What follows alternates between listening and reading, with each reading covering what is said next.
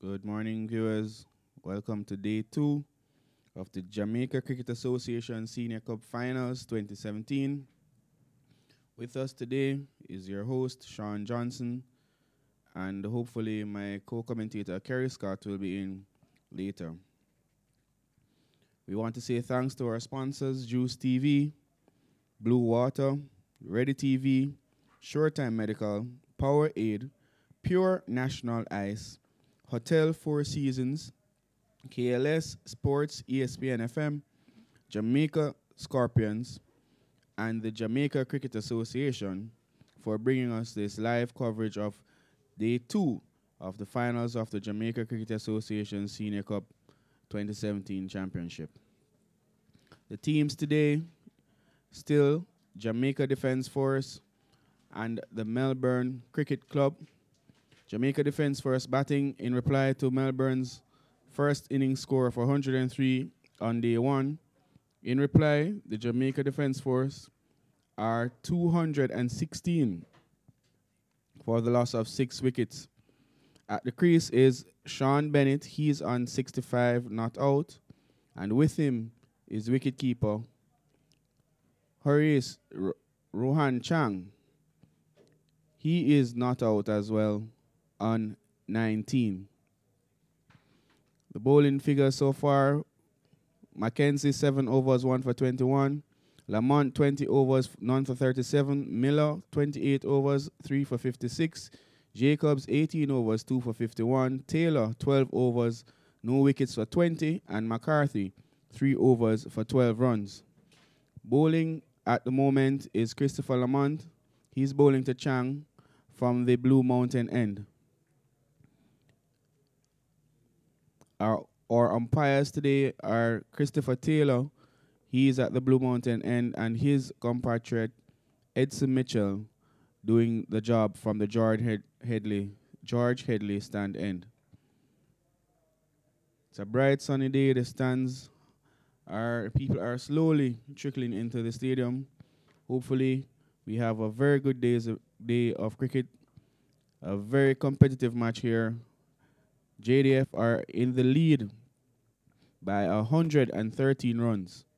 Melbourne really would have some work to do today to get ahead in this match.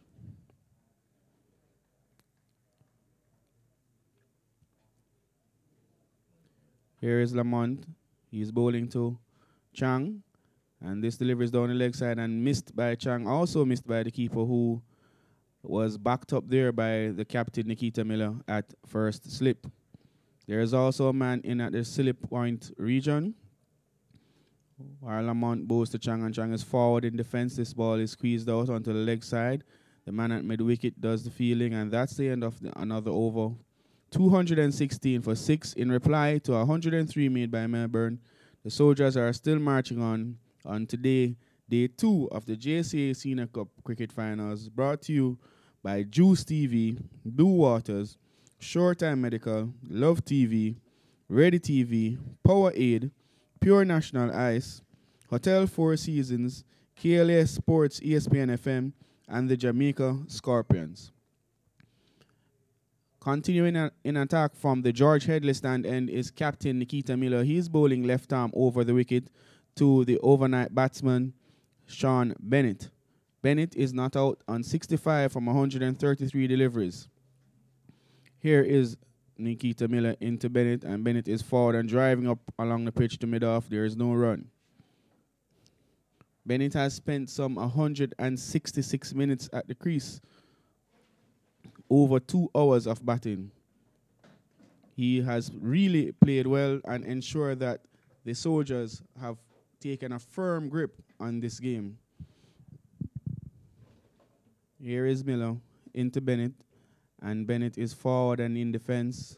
No run scored. The man from mid-wicket comes around and does the fielding. There is a short leg in place for Bennett, who has not shown any signs of being out at all in this innings. He has not given a single chance to the men from half a tree. Nikita Miller changing his strategy mid-over. He's now bowling around the wicket to the right-handed Bennett. Here is Miller in, and this delivery is wide outside the off stump, and Bennett allows it to go past to be taken by the keeper. The score remains on 216 for the loss of 6 wickets. We welcome all our fans joining in from local and abroad. A wide cross section of persons listening to this finals. I'm sorry. Again, Mackenzie, he bowled 1 over this morning and he was taken off the field. I'm not sure what happened there. He has been replaced by the 12th man, who is O'Shane Thomas, probably picking up an injury in that first over. He has left the field and has not returned as yet. Christopher Lamont, the left-arm orthodox spinner, has taken up the attack from the Blue Mountain from the commentary box end.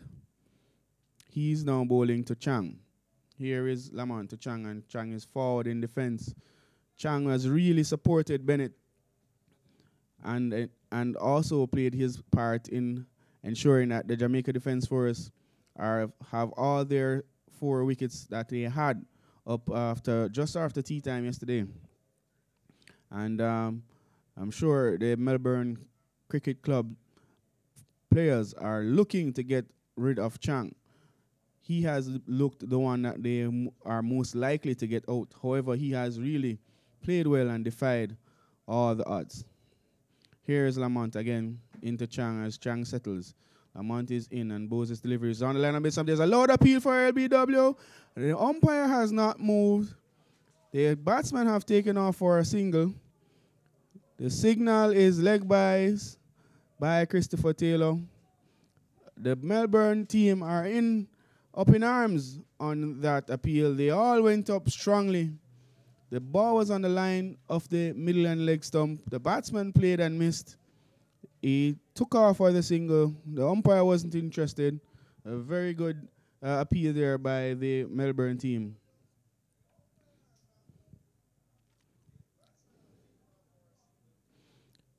Here is Lamont into Bennett, and Bennett is driving this one through the covers, and he's going to get 4 runs. Brilliant stroke there by Bennett. He does not move. A audacious shot there from the diminutive batsman, and 4 runs scored. A brilliant stroke there by Bennett. That ball was over-pitched, and he climbed into that delivery easily and stroked it past the man who is on that deepish cover region. 4 more runs to Bennett. He moves to 69. The score is now 221 for the loss of 6 wickets. Here is Lamont again to Bennett, and Bennett is driving again through the cover region. He won't get 4 this time. He's gone off for 1. He is coming back for the second. The fielder does the fielding up by the cover boundary. 2 more runs to the score for the Jamaica Defence Force. 221 for 6 is the score at the end of that over. Very good batting here by Bennett. A nice sunny day. All of Jamaica should come down to see this combination of this match. Admission is free. You should all know that. Bring out your children, bring the families. You can, I should think that this game would go on until 6 p.m. today, barring any weather changes or anything like that. We have a bright sunny day as it is now. So if you have to go to church this morning, you should. And you can come down in the afternoon and have a good afternoon of cricket. As a very successful over there for the Jamaica Defence Force. Getting some 6 runs from that over. 223 for 6. The lead now is 120, putting further pressure on the Melbourne team. Here is Chang, leaving alone outside that off stump. A good collect there by the keeper, Nepal Watson. There's a first slip in Stephen Taylor. A silly point in McCarthy, a cover, a mid-off, an extra cover, and a point on the offside. This delivery was a bit slower from the skillful left-arm bowler Nikita Miller. Chang was beaten in flight with that delivery, prodding forward and missing. There's also a square leg, a mid-wicket, and a mid-on the leg side. Here is another delivery beating Chang. Chang is really searching to find his feet this morning against the spinners. A new ball was taken yesterday. It has only bowled 11 overs thus far. this ball. Nikita Miller is getting some purchase from the pitch. Here is Chang. He's forward in the defense. This ball was a bit flatter and easier to play for the JDF wicketkeeper, Chang. He was forward and easily played that one into the fielder at the Silly Point region. Here is Miller in again to Chang, and Chang is handling this one better. He was forward and playing this one to Stephen Taylor at the slip region. Again, no run scored. 223 for 6. The lead is 120 runs. Again, the JDF are playing well. A very good delivery there by Miller. This one straightened on Chang, but Chang was equal to the task. He left it alone outside off stump. That's the end of the over. Again, another good over there by Nikita Miller with this new ball. The score stays at 223 for 6. Yesterday at bat, Melbourne only scored 103 runs. Again, Trevor Griffith, he was the second top scorer with 29. Tariq White, his fellow opener, made 0. Taylor, he came in at 3. He got 31. McCarthy made 0. Bolt, he got 1 run. Nepal Watson, the wicketkeeper, got 9. Javel Glenn got 3. Captain Nikita Miller at bat, he got 1. Christopher Lamont, 0. Mackenzie, the fast bowler, got 6. And Damian Jacobs got 16. Returning to play, here is Lamont to bowl to Bennett, and Bennett is forward and in defense. And will they take the run? No, he was smartly turned back by Chang. Chang has played some very good cricket here, sensible batting since yesterday, really having a cool head on his shoulders, helping Bennett in the process. Here is Bennett to face up to Lamont, and this delivery, Bennett is forward and in defense. Good delivery there on the line of the off stump. Not playing that exquisite cover drive we saw in the last over. Here is Lamont again to bowl to Bennett, and Bennett is beaten outside the off stump. A very good delivery here. It touched down just on the line of off stump and kept the line. Bennett was beaten. All ends up. Very good delivery there by left-arm spinner. Bennett allows Lamont to wait. He's in now, and this one is on the line of the off stump and pushed down to the slip region, which is fielded by Captain Nikita Miller. No run scored. The score remains on 223 for the loss of 6. Melbourne really looking to take some quick wickets this morning. They have not been able to do so. Here is Bennett again driving through the cover region. He won't get 4. He will only get a single as the man trots in from the cover boundary and does the fielding. I say welcome to co-commentator Kerry Scott. Morning to all our viewers. This morning has pretty much gone the same way as the day ended yesterday, where the Jamaica Defence Force team remaining on top of the Melbourne team. We're seeing where Melbourne, they took the new ball yesterday afternoon. They tried to prize a couple more wickets before the close of play, but I think Bennett and Chang and Sean Bennett, I think they've done an excellent job for their team, and with each passing minute, the chances of Melbourne slips away. That's right. And again, we see that delivery from Nikita Miller beating Bennett this time. Last over, it was Chang who was really searching for those deliveries that were pitching just on the line of the off stump. But Bennett, the more settled batsman, was even still beaten by that delivery. Again, this delivery is on the line of the off stump and played defensively by Bennett. It's fielded by McCarthy, who is at that Silly Point region. A very bright and sunny Sunday morning here at Sabina Park. The fans are filling up the stands neatly. We want everybody to come down. It's free of cost. All you need to do is carry some beers and your friends and family and have a good time and a good day of cricket ahead of us. Again, Nikita Miller is doing making some adjustments in the field. Or Shane Thomas, he is in the cover region. Again, a good delivery outside the off stump, beating the outstretched arms of Sean Bennett. Thomas, again, he's on the field for the injured Mackenzie, who only bowled 1 over this morning and went off. This delivery, it's lined on the line of the leg stump, and defensively, Bennett is playing this one out to the mid-wicket region. 30 overs completed by Nikita Miller for his 3 wickets. Let's see if he will get another one. Here is Miller into Bennett, and Bennett is driving defensively up on the pitch. Chang was, attempting a single, but that would have been really a bad run.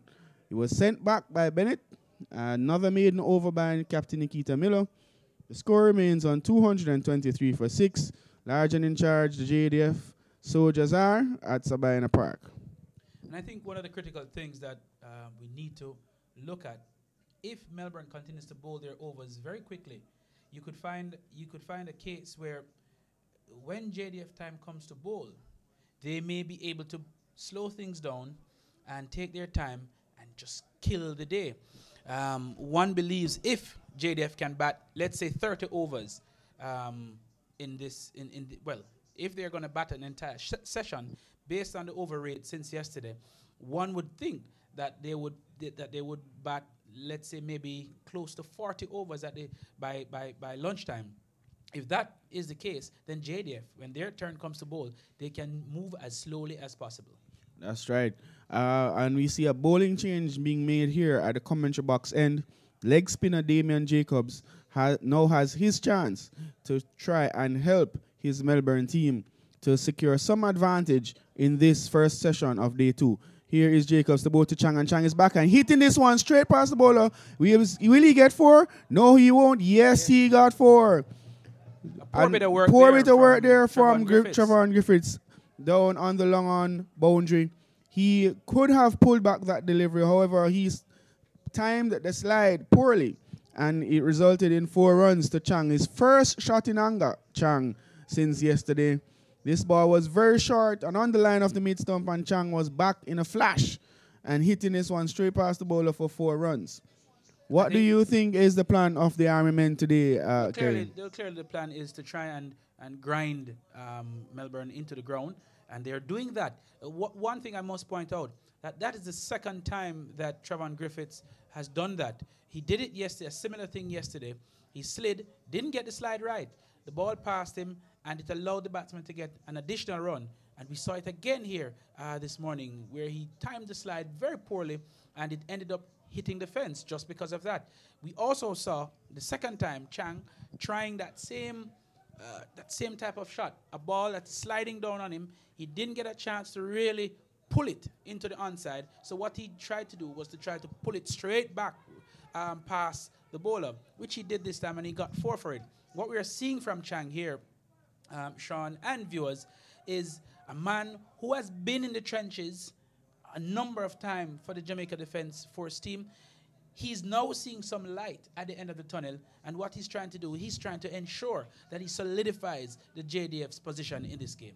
That's right, Kerry. Again, so a run scored there down in the square leg region by Chang. A short delivery from leg spinner Jacobs, which was turned on the onside. He wanted 2 runs. However, Bennett wasn't interested. He had already settled for the single, and now he is on strike. Here's Jacobs into Bennett, and this delivery is on the line of the off stump, and Bennett plays defensively. Squeeze that out to the point region. That's the end of the over. 229 for 6 wickets. The lead is 126, and Melbourne with a lot of work to do. What we're also seeing Melbourne trying to force things. I think this is what they should have been doing yesterday, as opposed to backing off the batsmen yesterday. They're now trying to speed up the game. They're now trying to exact a lot of pressure. And with that, you're seeing more runs being scored than what you saw yesterday. Yesterday, you saw periods of a lot of dot balls and, very slow going. This morning, because Melbourne is now trying to attack, what you're seeing is the JDF batsmen now getting an opportunity to score more runs. That's right. And another over here by Nikita Miller into bowl to Chang, and we can see that Chang is growing in confidence. His stroke play has showed us that. Middled the ball there that went for 4 of Jacobs, and wanted another hit of Jacobs, but that didn't happen. Here is Miller teasing the batsman Chang on the line of the off stump. He wants Chang to go for that shot, but Chang has been very patient and not allowing Nikita Miller to let him fish for those deliveries that are wide outside off stump. Here is Miller into Chang, and Chang is playing this delivery that is down the leg side, and a peel went up. Not sure what for, but let's see what umpire Edson Mitchell signals, and that's a leg by. So apparently, Melbourne were appealing for a leg before a wicket. However, that ball was clearly down the leg side and high, and the leg by was taken, pushing the score to 230 for the loss of 6 wickets. Here is Bennett on strike to Miller, and Bennett is forward in defense, and there is no run scored. Bennett has 72 runs from 155 deliveries. He has been at the crease for 182 minutes. Chang has 23 from 125. He has been at the crease for 106 minutes. Again, a full toss driven out to mid-off and an attempted single by Bennett. The running communication has not been top-notch today, I must say, Kerry. It has been somewhat scratchy. I'm not sure if it's because they have just restarted their innings, but they have had some calls that really seem to be not the right cause. Yeah, but again, for me, I think what you find here is you find two different types of runners between the wickets. Chang is clearly the busier of the two. Bennett, he has been there since yesterday, long vigil he has been having at the crease. And as relates to how they communicate, I think it's clear that Chang, he's the aggressor in terms of running between the wickets. He's always looking for the singles. He's always looking to push the fielders. Bennett, he's a little bit more relaxed. Nonetheless, I think what they have done very well is they have gotten the end result right. Whereas if one believes that there's a run, the other normally says no. If they're going for the run, they both will react and get the run. So for me, although the running, they don't seem as though the communication is so great, but what they've done for me since morning and since yesterday, they have gotten the final decision right. That's correct. Again, Jacobs is into both to Chang, and Chang is forward in defense, and with the open face of that bat, pushes it out to the man at point who does the fielding. That's Javel Glenn. There is no run. The score remains on 230 for 6. This in the Jamaica Cricket Association Senior Cup Finals 2017. JDF, the defending champions, are battling Melbourne Cricket Club from halfway tree. Again, JDF in the ascendancy, and Melbourne trying all their tricks to get this JDF team out before the game is too far gone. One believes, though, Sean, if Melbourne does not get any wicket before the first hour of play, then we could see JDF going all the way. As this ball is swept away by Chang. Excellent shot by Chang. That ball was directed just outside the leg stump. You believe that Jacobs really and truly wanted that one to spin back and bounce to try and get maybe a top edge. But Chang, he played it extremely well. He got right beside it, and he swept it behind square. There's a man placed at deep square leg, but he had absolutely no chance. I think Chang is growing in confidence. He's been there now some 109 minutes. He's on 27. He's faced 128 balls. The score now moves to 234 for the loss of 6 wickets. And JDF, as I said before, with each passing minute, each passing run, they continue to get further and further away from Melbourne. That's right. And we see Chang leaving that delivery previously that was on the line of the leg stump, not taking any chances with certain deliveries are these two JDF cricketers. Here's Jacobs again to bowl to Chang, and this delivery, Chang is forward and pushing this one. Will they take the run? No, they won't take the run. Fielded by Tariq White, who is coming in from that mid-off position. There is no run, as we said. 234 for 6. The lead is 131 and stretching. A lot of work here for the Melbourne team to do. Here's Jacobs in to bowl to Chang, and Chang is back and in defense, and no run scored. That's the end of the over. 234 for 6. It is a lot of work again for this Melbourne team. What I don't like that I'm seeing from the Melbourne team, if you look at how they are going about their business, now at the end of the over, look at how long it is taking them to get to their field placement. Look at the man who was coming in from the deep square leg region, O'Shane Thomas. He was in absolutely no hurry. The fielders are in absolutely no hurry.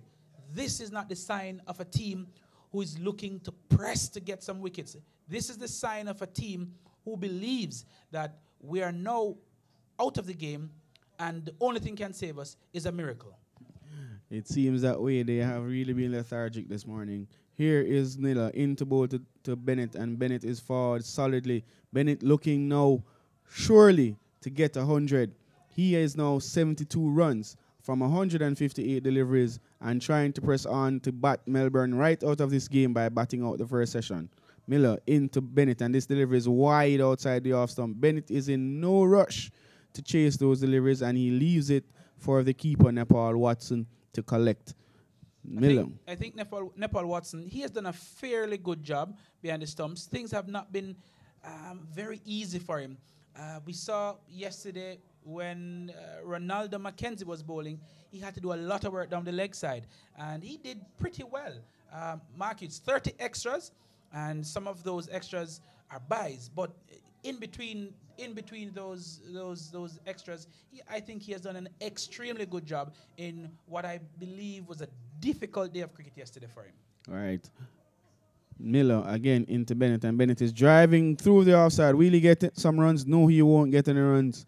Sadiq Phillips Bolt does the fielding. Phillips, a very talented fast bowler, right, of the early 2000s. He played youth cricket for Jamaica, and he could have gone on to better things, but had he not left Jamaica to go to England, I think he would have been one of those fast bowlers who would have gone on to play regional cricket for Jamaica.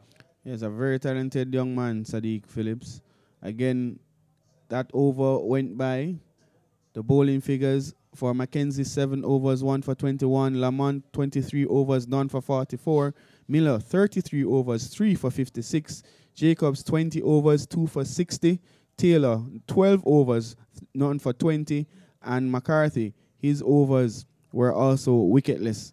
Here is Jacobs now changing his strategy, bowling right arm round the wicket to wicketkeeper Chang. There is a man at short leg, a man at mid-wicket, mid-on, a deep backward square, a slip, a point, cover, and mid-off. Here is Chang, and he's forward in defense. That delivery was on the line of the leg stump, and Chang was equal to the task.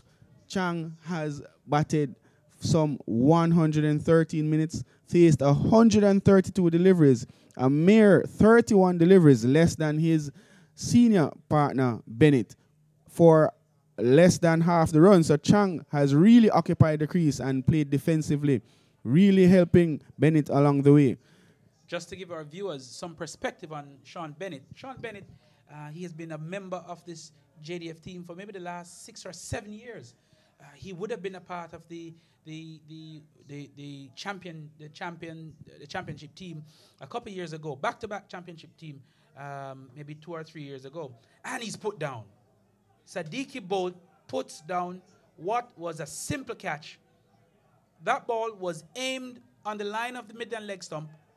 Chang, in his customary style, tried that flick shot from out of his pads. He hit it pretty hard, but one believes that Sean, was a fairly simple catch. Sadiq Bolt, with his head raised in the skies, knows he may have made Melbourne's job a little bit more difficult.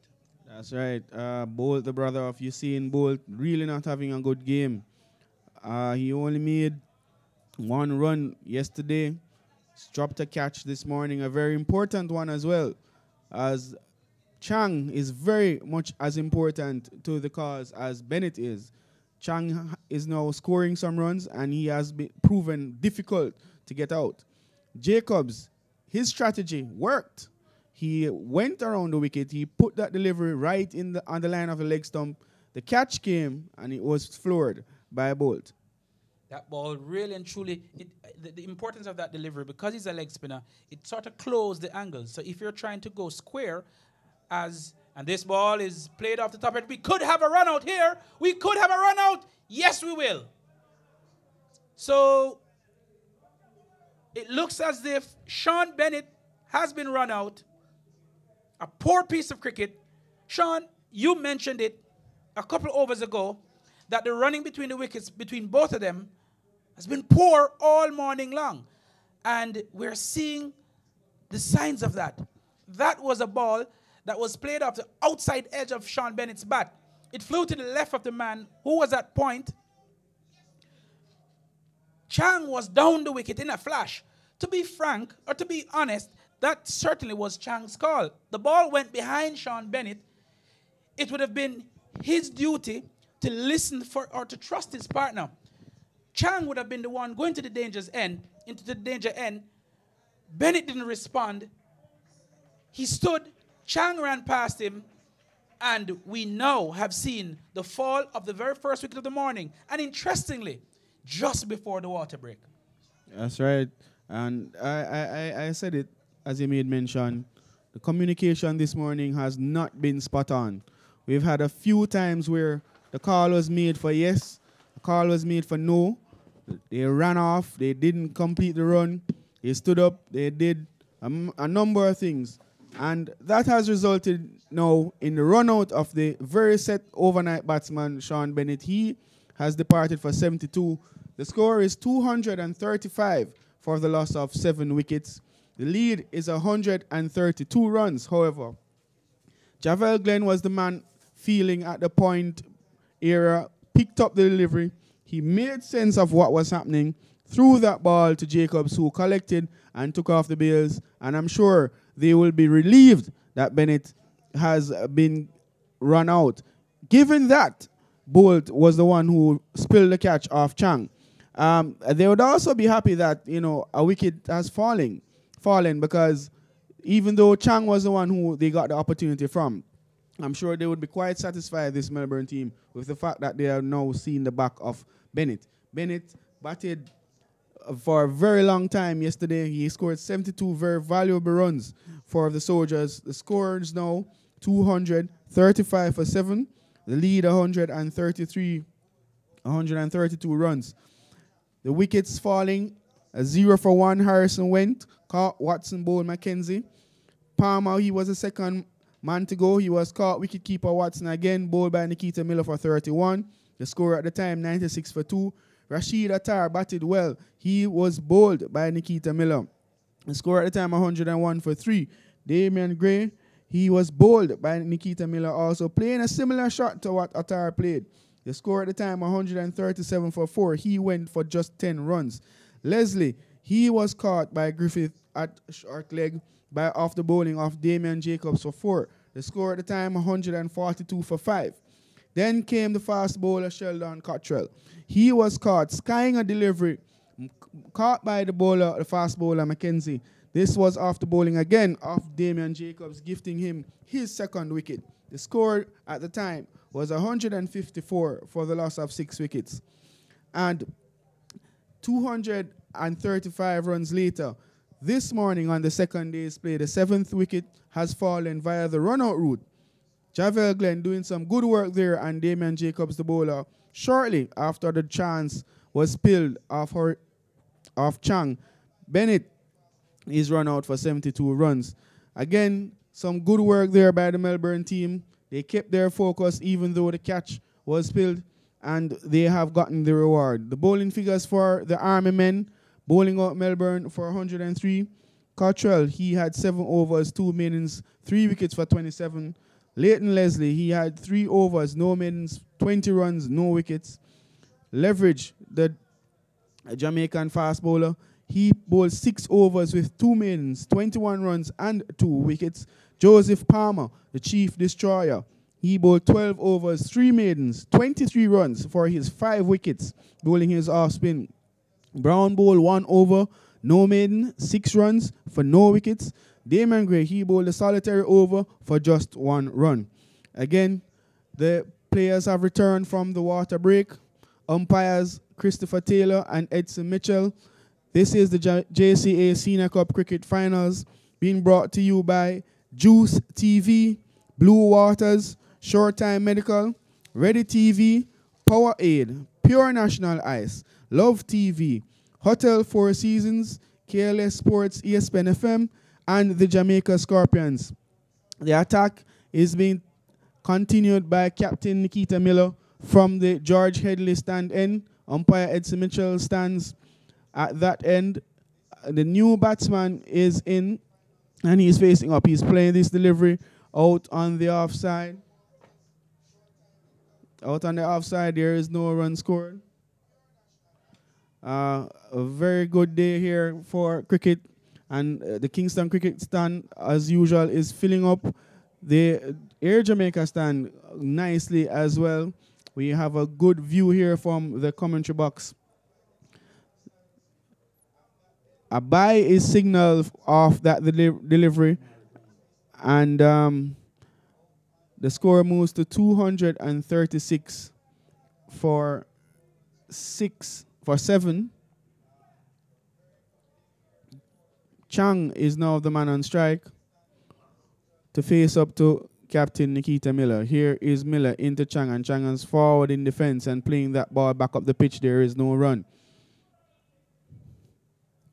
Brown is the new man in.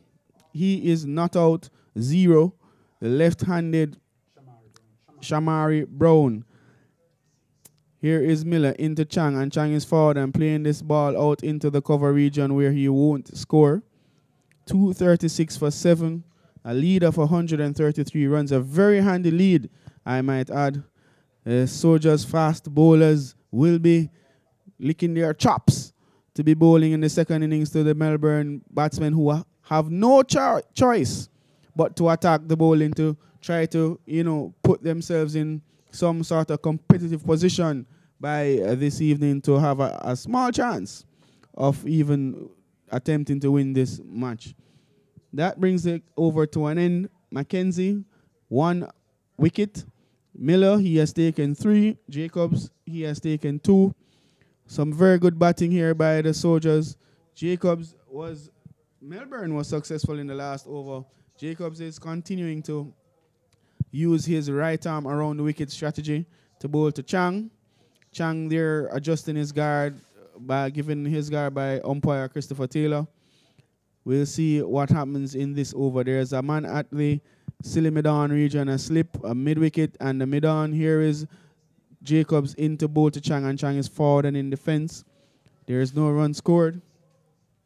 Jacobs making an adjustment in the field, sending back Travon Griffith from the regular mid-on position back on the right on the boundary to Longon, who is just in front of our commentary box position. There's a mid-off, a man at cover, a man at extra cover, and a man at point. Here is Jacobs into Chang, and this delivery is beating Chang, and there is a small appeal, but that delivery clearly pitched outside the line of leg stump. Jacobs knew he shouldn't be appealing. He stopped, he appealed, and he stopped again. I really don't know what he was trying there. Umpire Christopher Taylor, very good umpire. He would not fall for those simple tricks. Again, Jacobs making an adjustment. Griffith now moves from long on back to his orthodox position at mid-on. Jacobs spinning that ball from right hand to left hand. Here's Jacobs in to Chang, and this delivery Chang plays defensively. I think that run out is playing on Chang's mind. He's certainly in no mood to score. Here is Jacobs again. The right arm Jamaica leg spinner in tandem with his Jamaican left arm spinning captain. They both play for the same teams. They both play for the same clubs. They have a lot of experience bowling together. Let's see what they can do now. Jacobs into Chang, and this delivery is on the line of the middle stump, and Chang is forward and in defense. This delivery, again, he has not scored. 237 for 7. This has forced Damian Jacobs to change his strategy. He's back, right arm over the wicket from our commentary box end. The wind has picked up somewhat. Here is Jacobs in, and this line delivers on the line of the leg stump, and Chang is down and sweeping. He has played this shot brilliantly all morning. 4 runs is the result. A wayward delivery there by the leg spinning Jacobs. Chang gleefully accepted that delivery. No chance that man had that backward square all along the ground. 4 runs the result. 241 for 7. Chang now moves to 33. Very valuable runs for the Army men, Kerry. Indeed, very valuable runs. And they continue to march on.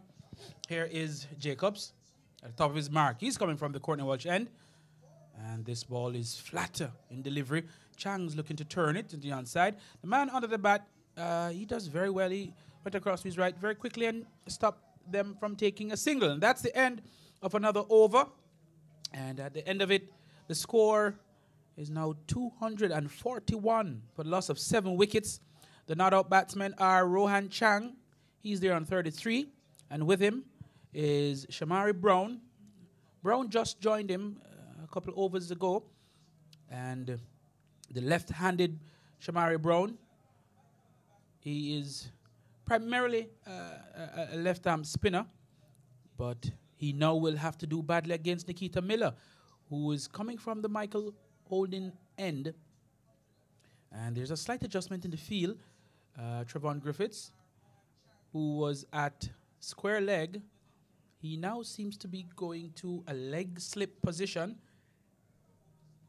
And Tariq White, who was previously at point, he's now at backward square leg. He's bowling without a point, which means that he'll be trying to spin that ball back into the left-hander. And this ball is on the line of the off stump. Brown is forward. Can't score. Brown seems very organized in his approach. But, of course, he'll have to do a little bit more than that, as this delivery is on the line of the off stump again. That one didn't spin back. It went under the arm, but Brown did very well. He got his bat right out in front of his pad and played that one expertly. Here is Nikita Miller to bowl to Brown. This one is flighted, and Brown is just trying to steer this one through the point region. Full in length, outside off stump. Brown was trying to ease it into that vacant point region. Here is Nikita Miller. This ball is on the line of the off stump again. This one didn't spin this time. It went straight through. Brown played with a very straight bat. Again, Brown seems to be very organized in defense. I think Nikita Miller will try to tempt him with one of those balls outside the off stump, spinning back. And here he is again on the front foot, Shamari Brown. And this ball is played back down the pitch to Miller. Miller's is really getting through his overs very quickly. Here is Brown, settled in his stance. Here is Nikita Miller, at the top of his mark, comes in, flight to delivery, and Brown is forward again in defense. And this ball is pushed to the man at mid-off. And that's the end of another Nikita Miller over. That's the end of his 35th over. At the end of it, he has 3 wickets to his name for 57 runs with 2 maidens. And his bowling partner, Damian Jacobs. He has bowled 22 overs so far, 4 maidens, 65 runs, 2 wickets. The score remains 241 for the loss of 7 wickets. This partnership has just started, and they only can boast to having 6 runs. And remember, this 241 by the JDF is in reply to Melbourne's paltry 103 they made yesterday. Chief destroyer for JDF was Joseph Palmer. He picked up 5 wickets. And since then, it's been all Jamaica Defence Force. Here is Jacobs around the wicket, flight to delivery, and again, Chang, that ball flight down mid and leg stump. Chang was looking to go a bit leg side with that one. It spun away from him, it got the outside edge. And again, since Jacobs has gone around the wicket, he has looked very, very dangerous. That's right, Kerry. And an important thing to note, the partnership boasts only 6 runs, but an important factor, 10 minutes have gone into today's play since Brown's arrival at the crease, and I'm sure that's what Brown is there to do. He has showed no signs of attempting to score. He's really there to play and bat as long as possible and support Chang. Again, around the wicket is Jacobs, and Chang is down on one knee and attempting another sweep. What? He's bowled. He's bowled. So again, his favorite shot, the sweep shot, he has missed out on it. I think, Sean, that delivery was too full in length. That ball, it seemed as though it pitched almost inside his crease, and he was trying to sweep it. It would have done him a little bit, it would have done him much better if he had tried to undrive that delivery. It was flighted on the line of the leg stump, but it was too full in length for him to attempt the sweep shot. It was totally different from the others that he would have had before. The others that he would have had before, they all pitched a bit further down in front of him, and they were outside the line of the leg stump. Jacobs is really not a big spinner of the ball, so you really and truly would not have to worry that much. It's really the bounce that he gets on it. Chang, however, he did not I don't think that he got that front leg behind the ball, which would have been that line of defense that you need. In so doing, JDF, they have now lost their 8th wicket, and it is now 241 runs on the board. A very good handle lead of 138 runs. That delivery was on the line of the leg stump. I'm not sure if it played on from our vantage point. It seemed as if the ball hit the pad. Chang went into his position to sweep. He has been playing that shot consistently well this morning, and I'm not sure what happened there. But the end result, Melbourne has a wicket. Damian Jacobs continuing to be successful from his right arm around the wicket strategy. 241 for the loss of 8. Again, Jacobs and his Melbourne team would like to close out this innings as quickly as possible and have another turn at bat. Here's Jacobs into bowl again, and this delivery is on the line of mid-stop, and a loud appeal goes up for LBW. Not out, says umpire Christopher Taylor. 3 deliveries have gone in the over. That delivery was pitching on the line of middle stump, spinning away and hitting the batsman, who seems to be Garland Palmer, wide outside the off stump. So not out was the call by umpire Christopher Taylor, and Jacobs again has changed from around the wicket to over the wicket. Garland Palmer. Yeah, Garland Palmer seems as though he's in a no-nonsense mood. That delivery, last delivery from Jacobs, was pitched outside the off stump.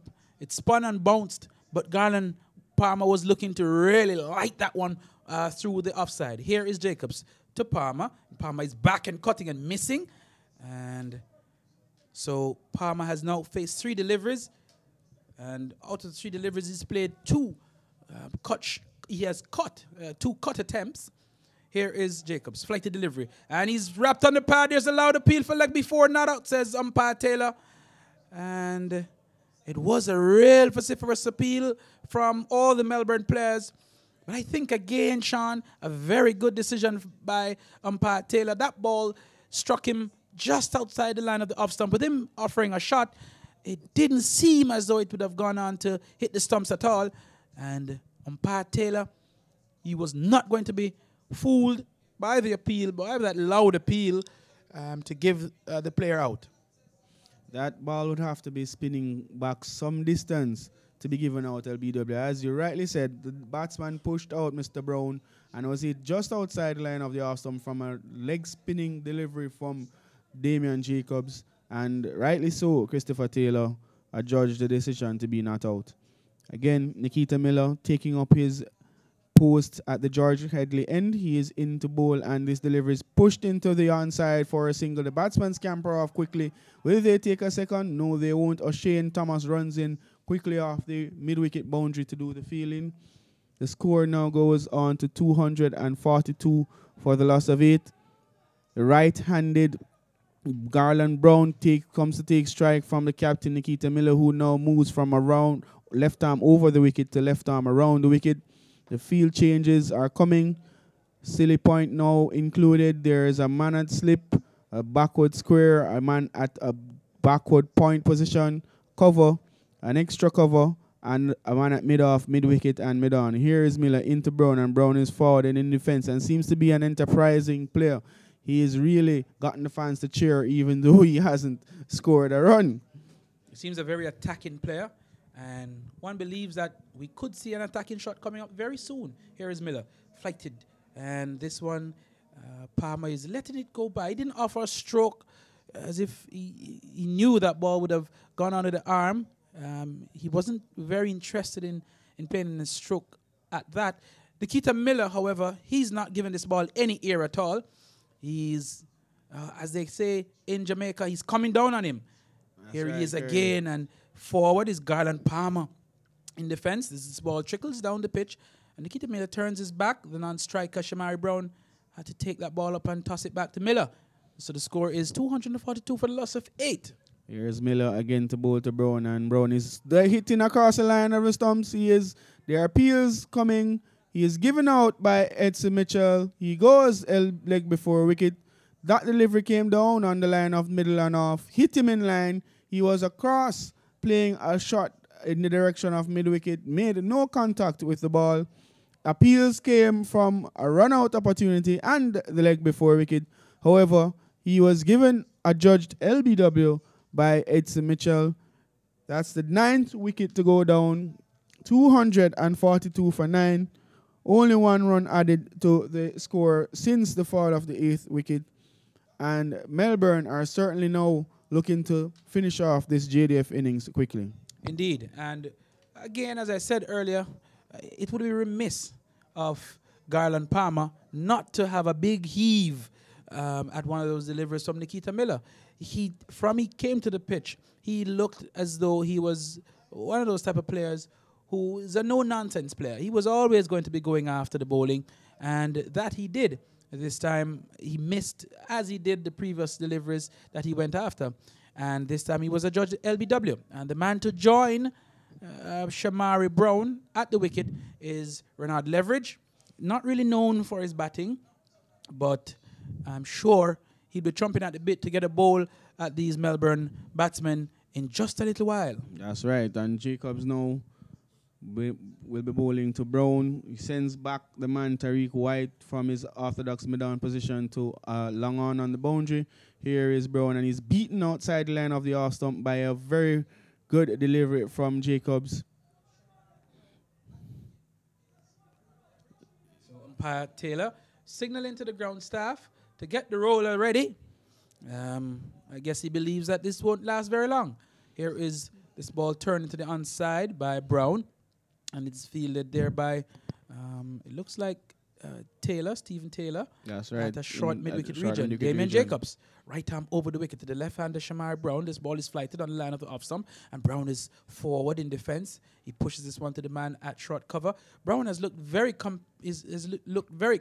competent whenever he's in defence. Let us see if he has any shots up his sleeve. This one is flighted on the line of the onside, and it's turned into the outside, and they think about a single. Again, Renard Leverage, he certainly didn't react to that one. He looks like the traditional tail ender does Leverage. He comes out as if he has a machete in his hand, and with his shirt out of his pants, he just looks disorganized. Anybody who has watched cricket over the years, once they come through the gates, I'm sure they'd look out there and say, yep, there we have a tail ender right there. That's right. A traditional left-handed tail ender is Leverage.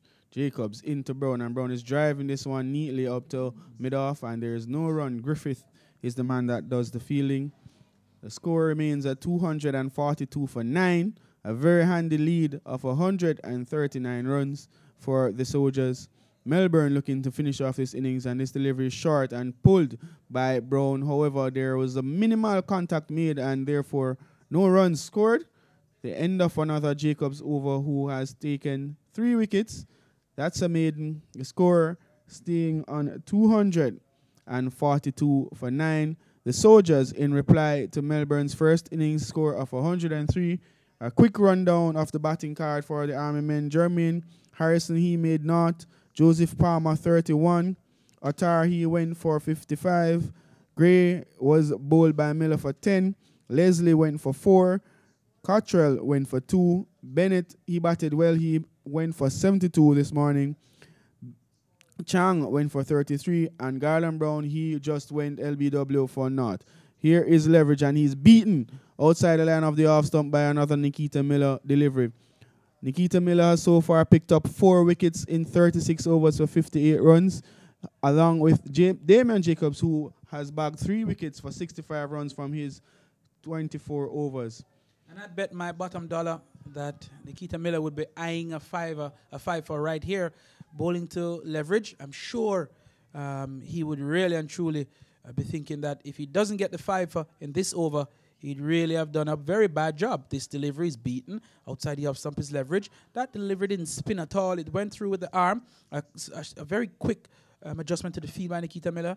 He now has a man at long on, and there's a man at demon wicket to the left-hander, flighty delivery, leverage on the front foot and turning this one to the man at short mid-wicket, who is Siddiqui Bolt. And we have seen where Atara was bowled by Miller, and also Leslie was, not Leslie, Gray was bowled by Miller. Let's see what will happen with these two left-handers. Poor bit by White there at the square leg position. A ball was turned into that area by Leverage. Should have only gotten a single. Ended up getting 2 runs, and I'm sure Leverage will be happy with that, scoring runs off his Jamaica captain. The score moves to 244 for the loss of 9 wickets.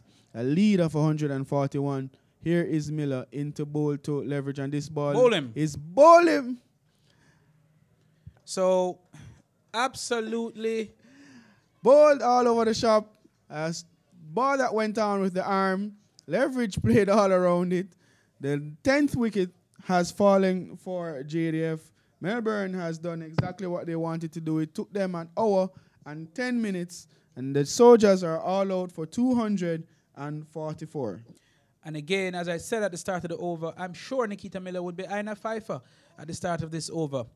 Leverage is the type of player who he'll be very, very, very lucky if he were to have survived Nikita Miller's over. He played and missed a couple in that over. He could have been out. He could have been out caught behind a couple times as well. So he really and truly had a difficult over. And again, the good thing about it is he got 2 runs before he got out, which moved the lead to 141. So even at the end of it, Melbourne, even though Melbourne would have gotten the wickets, but I think that JDF would have done just enough to make things very difficult for Melbourne. 141-run lead with maybe another hour or so to go before the lunch break. What you have here, I said before, JDF can now take their time to get the overs in. They don't have to rush it through. Melbourne, they were very efficient with the over rate this morning again, as they were yesterday. So I think what you will see going forward, you will see maybe the first hour or so JDF coming at Melbourne with their fast bowlers. A quick recap. Rolando McKenzie bowled 7 overs, 1 maiden, 21 runs, 1 wicket. Chris Valaman, 23 overs. He went wicketless of 44 runs. Nikita Miller, he had 36.5 overs, 5 for 60. Damon Jacobs, 24 overs, 3 for 65.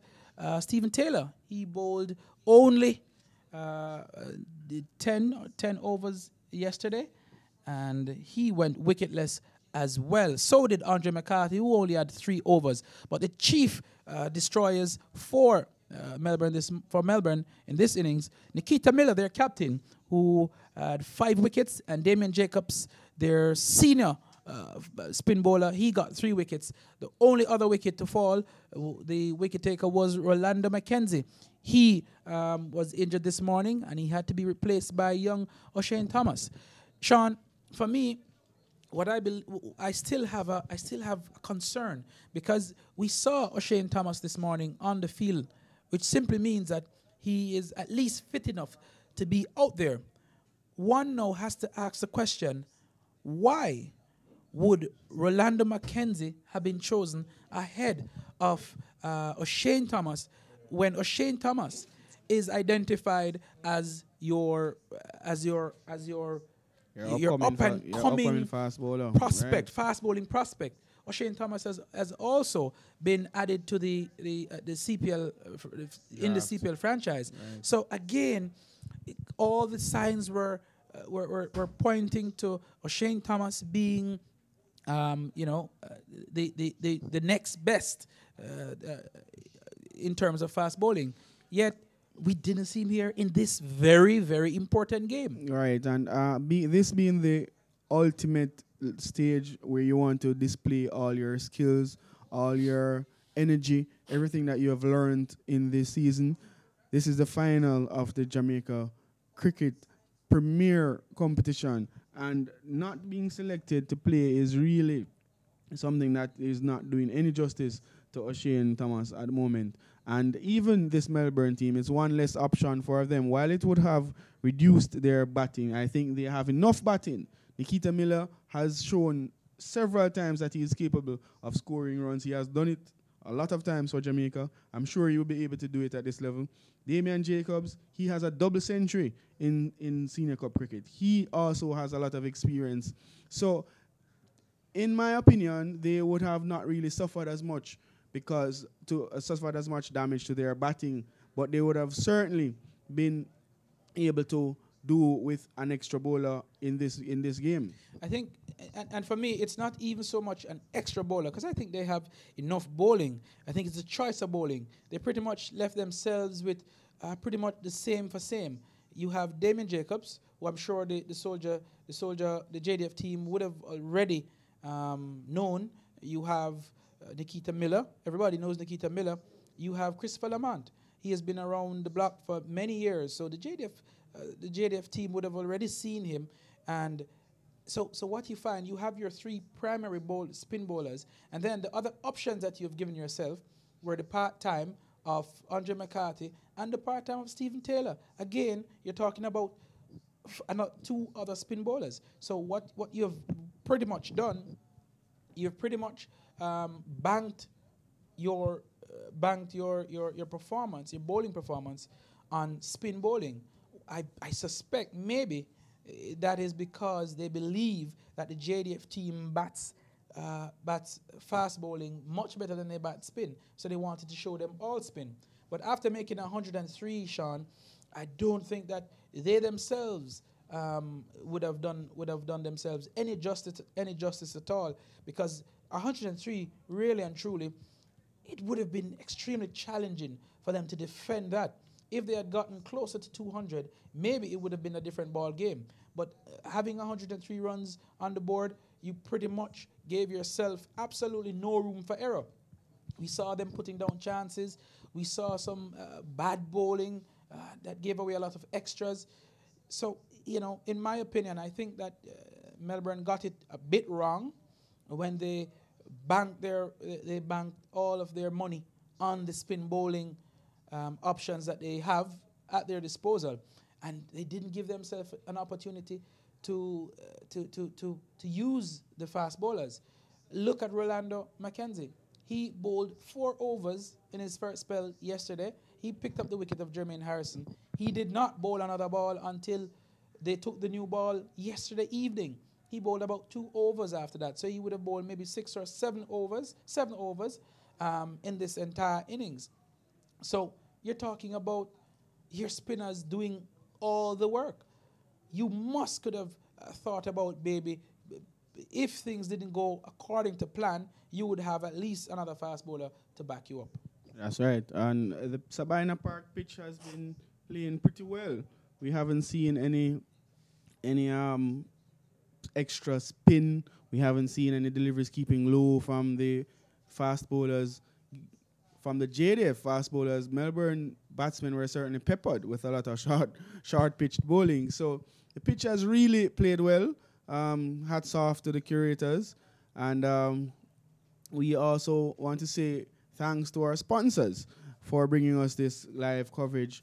Our sponsors are Blue Waters, Juice TV, Love TV, Short Time Medical, Power Aid, Pure National Ice, Hotel Four Seasons, KLS Sports, ESPN FM, the Jamaica Scorpions, and the Jamaica Cricket Association.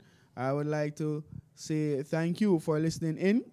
We're going for a 5-minute break, and we will resume in another 5 minutes. Right. Thank you.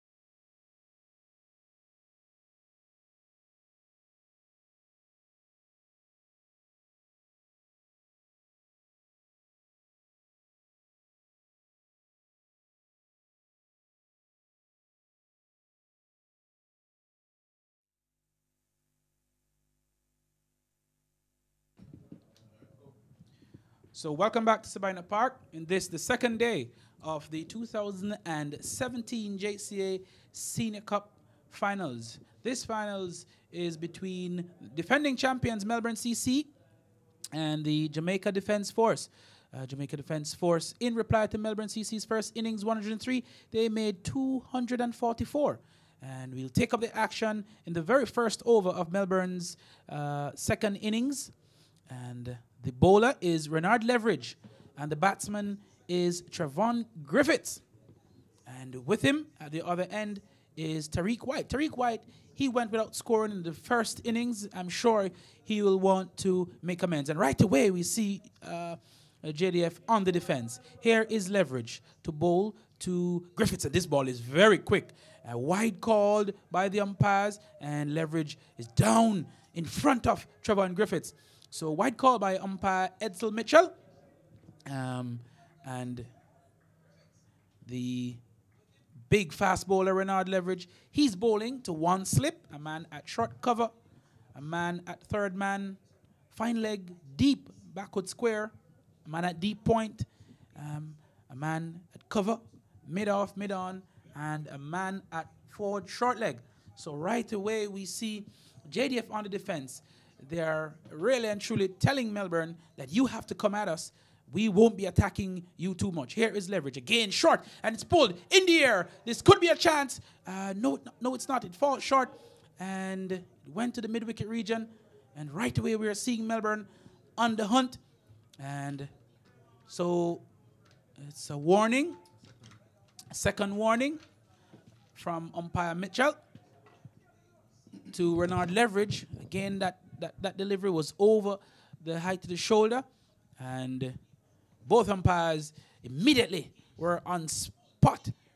As that ball was delivered, they both signaled to each other right away as to say, yes, we both agree. So the man has been dispensed with under the bat. He's now at a mid-wicket region. Here is Leverage to bowl to Griffiths. Short, and Griffiths is getting a very nasty short ball. That one almost took his head off. And this is fiery stuff here at Sabina Park. Here at Sabina Park. He was warned twice by the umpires, and that delivery was dead on accurate. Just on the level of the shoulders of the batsman. He had nowhere to hide, nowhere to run, but he somehow got out of the way of that delivery carry that was fast and straight. And Griffith, a very small man, was able to get out of the way of that one. So Leverage is in a no-nonsense mood, as we all knew he would have been in. And he already has bowled two over the shoulders. Has been warned by the umpire. Here he is to bowl to Griffiths. And Griffiths is pulling this one away. And this one will go all the way for 6 runs.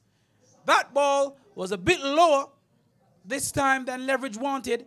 And Griffiths was equal to the task as he pulled it with disdain. Over backward square leg. It crashed into the concrete side screen and the concrete fence. And that brings up another, or the first boundary for Griffiths. Again, Sean Griffiths, he's sitting back and waiting on the short delivery. One thinks maybe it would serve Leverage well to try and pitch one up. Here he is to bowl to Griffiths, and Griffiths is pulling. He's struck on the shoulder, but they go through for the single. And right away, you're seeing that Leverage is going to bowl the short balls, regardless of what the umpires say. That one struck Griffiths on the shoulder blade, and they went through for a single. There's no signal from the umpire, so it seems as though he got some glove on it. He now moves to 9. And I mean, this is a real true testament of a batsman's skill. The soldiers are quite, I would imagine, accustomed to situations like this of war. Because it's all out attack by Leverage, all out attack by Griffith. Let's see what the other batsman, Tariq White, is up to. He is right-handed, born in St. Elizabeth, former University of the West Indies player. Here is the fast bowler Leverage into bowl to White, and this delivery is on the line wide outside the off stump and not called wide by the umpire, Edsel Mitchell. White left it alone. He was in no mood to play. Sort of a very strong batsman, White, cool in character. Griffith, on the other hand, a slim guy from Guyana. He's left-handed. He is also in the Jamaica Scorpions team, looking to score quickly. The score is 10 without loss in the first over. 5 deliveries have gone, and Rainer Leverage, the right-arm fast bowler from Up Park Camp, he is bowling from the commentary box end, White to face this final delivery. There is one slip, a third man on the boundary, point on the boundary, fine leg on the boundary, and also a deep backward square. JDF clearly in the mood to defend, and knowing that Melbourne will have to attack to get these 141 runs in deficit before they can actually set a score for the Soldiers to bat again. The Soldiers have come out with their field set in such a manner that will really test these Melbourne batsmen. The first over comes to an end. It's 10 runs without loss. Griffith, the man, not out on 9. White is there, not out on 0. And again, Sean, I think that maybe the barrage of short balls to Griffith may not be the best idea. I think if the JDF team were to bowl that back of a length region, that would give them a better opportunity to give him something else to think about and not have him just waiting on the back foot for that short delivery so he can play the pull shot. But then again, maybe what they're saying is how often can you pull? And I'm sure for them, they're looking wickets. So if he pulls 2 deliveries for 6, or if he gets out for a breezy 20, I guess they will take that instead of him being able to accumulate in different ways. So again, what we're seeing here, Leighton Leslie is the fast bowler from the Michael Holding end. He's bowling to a similar feel to Renard Leverage. Here is Leslie to bowl to Griffiths, and Griffiths is letting one go by outside the off stump. Again, as I said, Sean, that must be the area that the JDF bowling attack should be looking to bowl to Griffiths. That delivery was pitched on the line of the mid stump. It went away from the left-hander.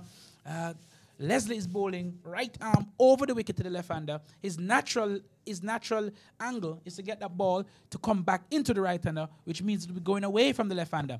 And I think that must be where he must be looking to bowl to the left-hander. A very good start so far from Leighton Leslie. That's right. He's into bowl to Griffith, and this ball is short, and Griffith is back and pulling to the mid-wicket region, but there is no run. A very defensive field again for Leslie. There's a deep backward square, a man deep on the point boundary. Third man also on the boundary, fine leg on the boundary, long on, long off. The only man in close proximity is a slip, a man at mid-wicket, and the orthodox cover is also about 30 yards away from Griffith. So lots of acres of space here. Here's Leslie into Griffith, and his ball is wide, and Griffith is chasing it. And asking umpire Christopher Taylor, what's happening there, and there's no run signal by Christopher Taylor, because this, of course, is a 2-day match. Those balls won't be called wide. Exactly, and I think that must be the plan from the JDF bowlers. The plan must be to take that ball away from these batsmen, to bowl outside the off stump, allow them to chase those wide deliveries outside the off stump. This is not a limited overs game, as you quite rightly pointed out. That's right, and here is Leslie again to Griffith, and this delivery is wide again outside off stump, and Griffith leaves alone, collected by keeper Chang, who did very well today for his 33 runs. He kept the Melbourne team at bay, allowing his JDF team to get 141 runs lead, and more importantly, 1 hour and 10 minutes into today's play.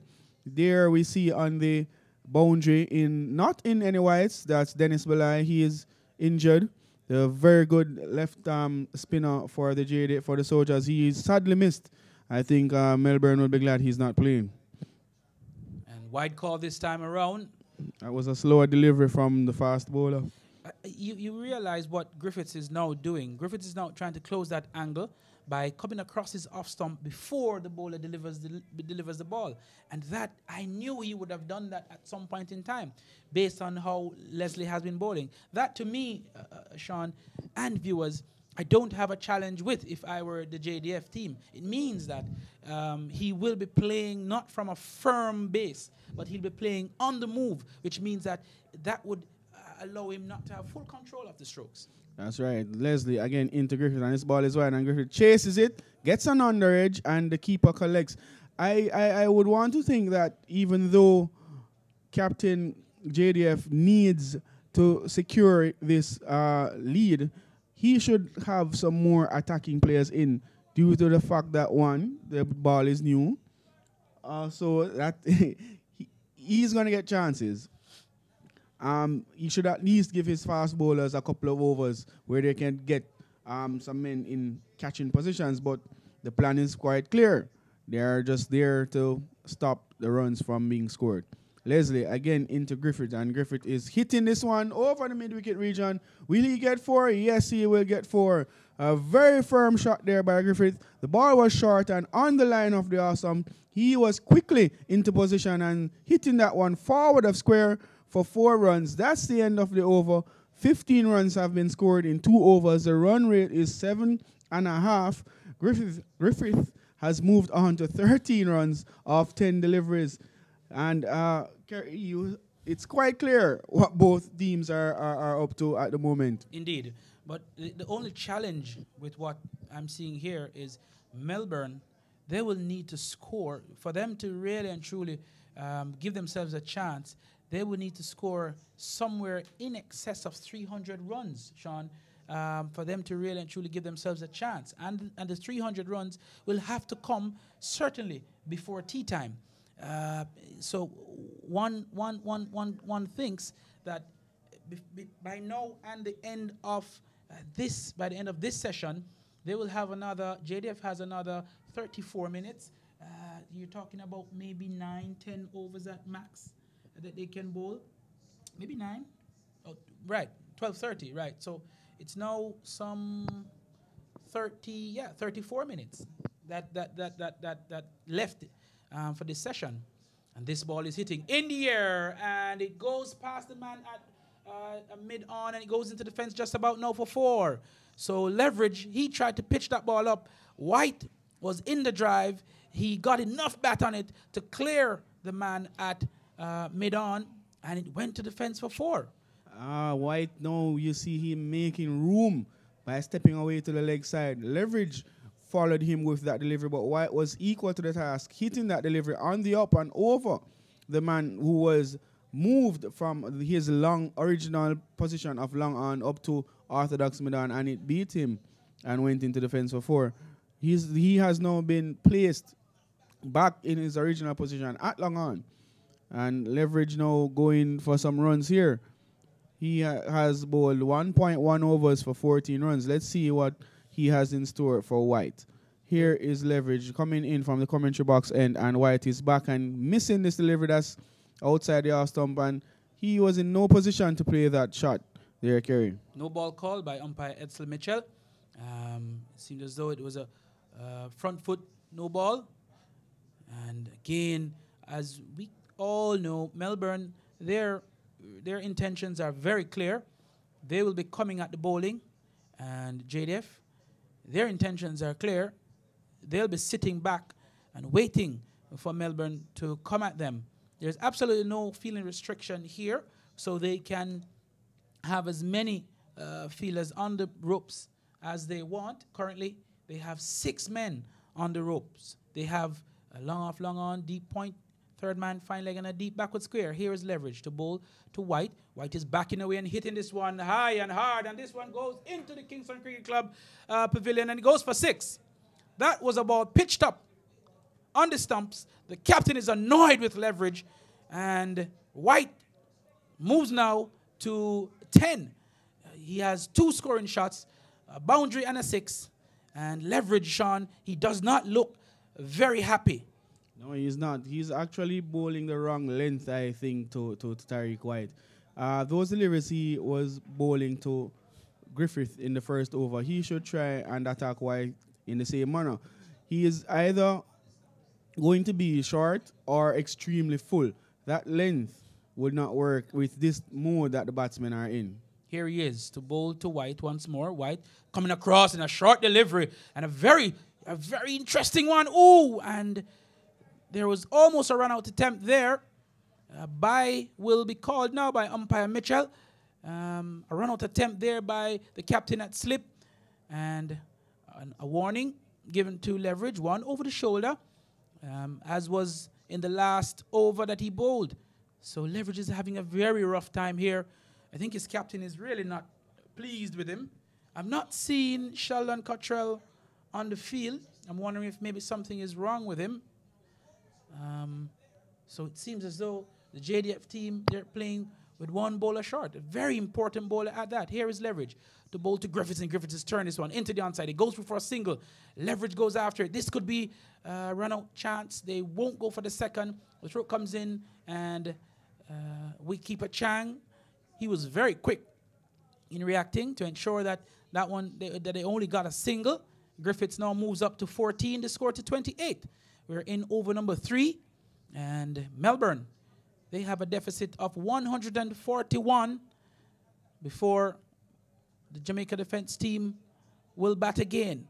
The non-up batsman there, Tariq White, he's on 10. He will face Renard Leverage right about now. And Trevon Griffiths is with him. He's on 14. Griffiths has faced just 11 deliveries for his 14 and White 6 for his 10. 2 scoring shots for White, a 6 and a 4. Here's Leverage to bowl to White, and White is turning this one into the onside. They go through for 1. They'll think about the second. Wicketkeeper Chang is after it, and so is the man at mid-wicket, and they get it very comfortably. And that's 2 more added to the score. Smart batting there from Tariq White. Just came inside the line and turned that to the onside. Vacant square leg region. And they scamper through for 2. And Leverage, he looks to be in some amount of pain. He's not walking very briskly back to his mark as we saw in the first innings, or even in the first over. Yes, he has a strapping around his waist. I'm not sure if that's an indication that he is injured. But, I mean, he was very full of energy in the first over. This over, however, not moving quite the same. Here he is, to bowl to Tariq White, right-hander. Here is Leverage, and this ball is short, and White is ducking under it, and they call wide call by the umpire, and Leverage wipes his hand in his trousers. White called, another run added to the score. Now goes to 30 without loss. Leverage rubs his hand in the dirt, and another warning given to him by umpire Mitchell. That's the second warning again here, and it brings the left-handed Trevon Griffiths on strike. And the field is adjusted. And we're now seeing 1, 2, 3, 4 men on the onside boundary. A man at long leg, deep backward square, mid-wicket, and long on. And 3 men on the offside boundary. Third man, cover, and long off. Here is Leverage to bowl to Griffiths, and Griffiths is pulling this one away into the onside. They go through for 1. The man at deep backward square comes down. Ooh, he fumbles. And they get a second, and they come back for the third. A poor bit of work there by wicketkeeper Chang. The man who was on the cover boundary had to come and mop things up. And they go through for 3 runs. So at the end of over number 3, it's 32 for the loss of, for no loss. 35, sorry, for no loss. After 3 overs, Melbourne, they're scoring at some 11 and 11.75 runs and over so far. Leverage, he has really been taken to the sword. His 2 overs has cost him 29 runs. And Leslie, I think Sean has shown more propensity for bowling the right areas. He's not trying to bowl. He's not trying to bowl short. He's bowling a good length just outside the off stump and forcing the batsman to come after him. And that's the key to the difference between both bowling figures. Leverage is trying to out-hustle the batsman and not bowling smartly. Leslie, on the other hand, who is not as fast as Leverage, is using his head and thinking about where he wants to put that delivery, and therefore the batsmen are struggling to get away his bowling. Leverage, on the other hand, is bowling the wrong lengths and also bowling in the wrong areas. Let's see what is going to happen this over. Again, a very wide field set by the JDF captain. There's a long leg on the boundary, a deep backward square on the boundary, mid-wicket on the boundary, a long off, cover on the boundary, a deep backward point on the boundary, and also a third man.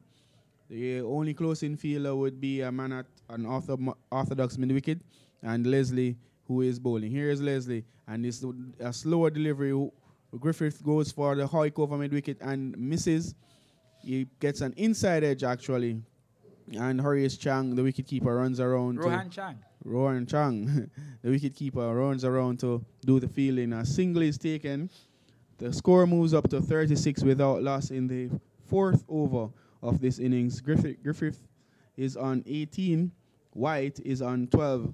They both have only spent 20 minutes at the crease, and the run rate is 11.37, a clear indication of what Melbourne is doing. They need to get some runs in to reduce this deficit of 141 so that they can bat at least another session and have a session to bowl at the Army men this evening. Here is Leslie, and this delivery is wide and over the shoulder of White, and no ball is called by umpire Christopher Taylor.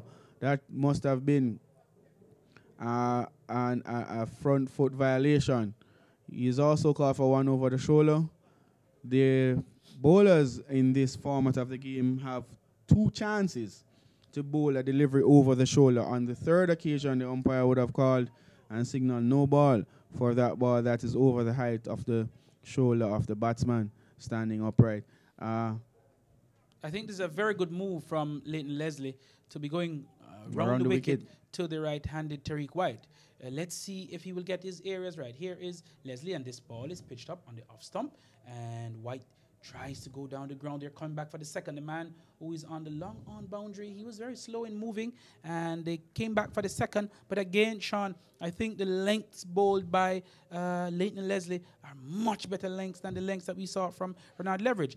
And if you look at the statistics in Senior Cup statistics, it would tell you that Leighton Leslie is a little bit better at what he has achieved than Leverage. This ball is on the line of the off stump, a full length delivery, and again White struggling to hit the boundary from Leighton Leslie. Leslie bowls a much better length than Renard Leverage. He's not trying to bowl every delivery short. He's looking to hit that good length just in front of the ball. He's trying to get them to use more of their hands to reach for the deliveries than what Leverage is doing. Going back to the statistics, Leslie, he's ranked 17th in terms of wickets in Senior Cup. He has some 76 wickets to his name. Renard Leverage, he only has 55 to his name. I remember we spoke about that. Leslie is the only fast bowler in the top 20. Or I would say the top 18, because all other 16 bowlers are spinners. Indeed. Right. So that goes without saying. Leslie is really bowling a very full length. The batsmen are unable to hit him for free boundaries. So the important thing here, Melbourne, they are not missing out on any runs, because these 2 openers are really running hard between the wickets. They are taking every opportunity for getting 2 runs or 3 runs. We saw where they forced the JDF men into even misfeeling. And this was another good slower ball by Leslie. He immediately wants back that delivery from the wicketkeeper. White was chasing that wide one, and a very good strategy here being put in by the fast bowler from JDF. And Leslie is having a bit of chatter to Tariq White. Tariq White is not moved in any way, shape, or form. He has absolutely nothing to lose, White. He has only things to gain, because they're already behind, so they can only gain from here. Here is Leslie, right arm round the wicket, and this one is edging the vacant third man region, and it goes for 4. The man at third man, he was placed a bit too wide, and this one hits the boundary rope, and it goes for 4. And Tariq White, he now moves his tally up to 19. He has only faced 12 deliveries, and the score rushes to 45 without loss in over number 4. Right, a run rate of 11.25, and we see where batsmen from Melbourne have called for water. They have been running hard since they have gotten to the wicket, and even though they have only spent 24 minutes in this sun and temperature, I'm sure they will be dehydrated. That ball going over the slip region and running into the boundary for 4, and even with 8 men on the boundary, they were still unable to stop that. That means these bowlers would have to bowl in some very good areas, and we see where leverage has now been removed from the attack. He bowled 2 overs for 29 runs, almost 15 runs per over for him. So Damian Gray, the captain, Damian Gray, he will now take over from leverage. Left arm spinner, Damian Gray, he's had a lot of experience at this level. He is also one of those players who played at the youth level for Jamaica, played under 19. He's a very competent bowler, and he bats. So I think this is a very good move by the captain, bowling himself at this point in time. If he can get it right, I think it will be a little bit more difficult for the batsman to get him to the boundary. Once he can get it right, more chances will be created. And he is really now missing his champion leg spinner, his champion spinner, Dennis Belay, because I'm sure Belay would be very much up to this type of scenario where the batsmen have to go at him. And this delivery is hit in the deep wicket boundary, and it's gone over the rope for 6. A very good shot there by Griffith. This delivery was on the line of the off stump, and he went for the slug shot, sent it all the way over the ropes. There was a fielder in that position, but he had no chance. 6 runs from the first delivery by Gray. Gray is bowling from the commentary box end from our Blue Mountain stand end, and he's in for the second delivery, and Griffith is in the reverse sweep position, and this ball is going down to third man position, and they have run off for the single. A very good running again by White, who is backing up properly. Quick run there, and the 50 has come up for Melbourne off 27 deliveries in 26 minutes. This is a very good batting here by the Melbourne team. They are really chasing down this 141 deficit that they need to get rid of before they can start. And the question is, what kind of score after they've gotten the 141? What kind of score will be a good enough score for them to defend? As this ball is cut away by White. It goes down to the man at deep backward square. The throw comes in. White could be in some trouble. And he just gets in. The throw was a little bit... The throw was a little bit weak. And White was struggling to make ground. He is a very big man, Tariq White, weighing over some 200 pounds. So it takes him a while to turn that engine around and get down to the other end. Gray, with his left arm orthodox spin, he is bowling around the wicket. To White. Let's see what will White have to offer. Here is Gray into White, and he is back and missing this delivery taken by Chang behind the stumps. A very good line by Damian Gray to White, and that was a bit of a tired stroke there by White. He could have pushed that delivery into the offside. Here's Gray again, and White is back, and as said for the previous delivery, pushed that one defensively down the wicket, and there was no run. The score remains on 54 without loss. Remember, the deficit is 141 runs Melbourne have to make, and this delivery, White is forward and crashing it into the stands, into the north stand. 6 more runs right up for the drive, and White was equal to the task. He hit it with disdain for 6 runs. The score moves up to 60. He moves up to 27 from 16 deliveries. Melbourne are really in the hunt here. 60 without loss. And they are trying. Carry. Yes, they're really and truly trying very hard. As I said earlier, they have absolutely nothing to lose, Melbourne. They're already behind the 8 ball. So things can only get better for them from here onwards. I think, though, the JDF team, I think they have not gotten their lengths right so far. There have been, what should I say? I think they have not been up to the task. Just by how they started out with the field placement, I think that gave Melbourne that kind of impetus to come at them, because it really said to them, look, we will allow you, Melbourne batsmen, to get the singles as you want. Now, what will happen from here onward is that unless JDF gets wickets, they may be chasing something like maybe 180 later on in the afternoon. As this ball is hit high and hard, this could be a chance. No, it's 6 runs. That delivery was pitched on the line of the off stump. It was a slower delivery outside the off stump. Griffiths was on the front foot, and he hit it high and hard, and it just cleared the man at long on, and the score now moves to 66 without loss, and we're in over the first ball of over number 6. And Leighton Leslie, he has his work cut out for him here. As Trevon Griffiths and Tariq White, they're taking them to the sword. Here is Leslie to bowl to Griffiths, and Griffiths is trying to pull this one, and he mishits it. It goes back to the left of the bowler, who had to quickly get down to it. They can't score a run. Again, I think that the lengths that JDF bowlers are hitting, I'm not convinced that their lengths are good or good enough to challenge the strategy of the Melbourne batsmen. I've not seen any ball driving through the offside, Sean. Most of the deliveries have been pull shots, balls tugged on the onside, which means that JDF are bowling a little bit too close to them. Here's Leslie to bowl to Griffiths, who's pulling this one away. This could be a chance. No. A brilliant piece of work there. And no, he really and truly made a valiant effort to stop that one from hitting the fence. But he could not. He got just enough hand on it, but the ball still had enough to trickle over the fence. And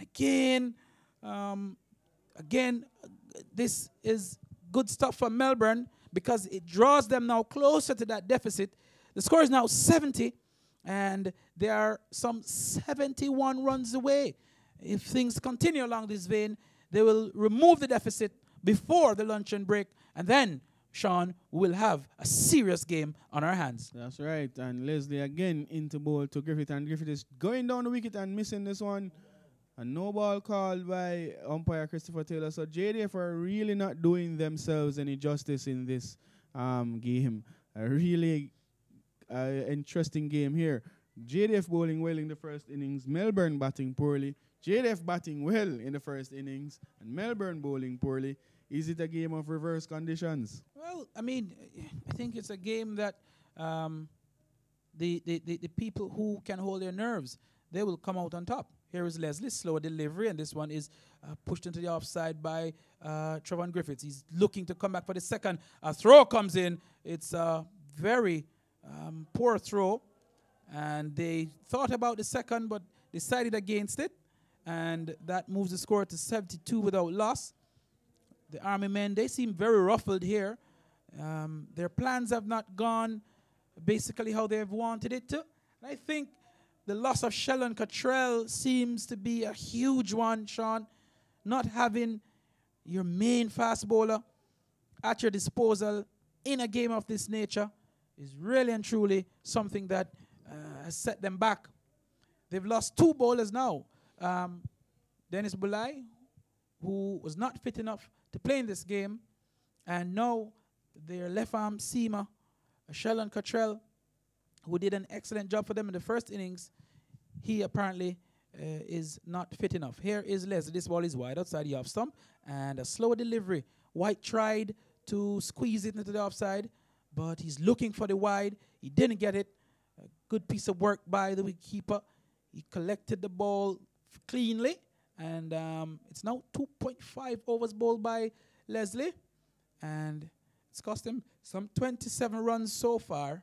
Both himself and Renard Leverage, they have been put to the sword by these two. Here is Leslie's slow delivery outside the line of the off stump and wide signal by umpire Taylor.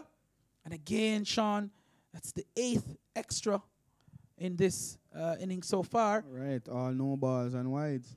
And we see that what Griffith and White are doing. Griffith has scored 37 runs from 20 deliveries, and White has scored 28 runs from 17 deliveries. The overall run rate for Melbourne is 12.51 at 73 without the loss of any wicket. Now, Leslie, again, is attempting to bowl full and wide. It's a very good strategy, but you have to get it right all the time. I mean, it's the very hard job to bowl a right arm around the wicket to batsmen who are coming at you and pitch that delivery in the correct spot at all times. Again, that brings another over to an end. Leslie has bowled 3 overs for 29 runs. Gray has bowled his only over for 15 runs. And the batsmen have gone for a drink. The umpires are meeting. 141 is the magic number that Melbourne is looking for. They have scored 74 runs. They have scored 74 runs for the loss of no wicket. The partnership is lasting for 35 minutes, and we have another basically 30 minutes until the lunch break. Melbourne, if they can bat for that time without losing any wicket, I figure more or less they'll just about be at that 140 mark, Kerry.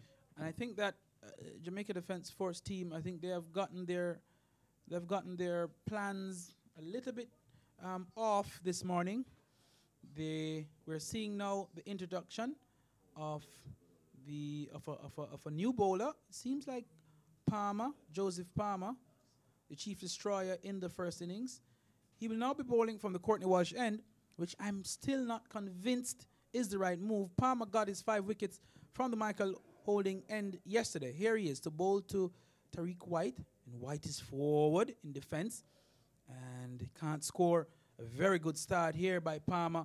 That ball was given absolutely no flight, and the scorers of the electronic board, I don't think they have gotten it right. They still have Damien Gray as the bowler. Here is Palmer. This ball is hit high and hard. This could be a catch. Yes, it is. Taken. Renard Leverage takes the catch at long on, and Melbourne, they've lost their first wicket.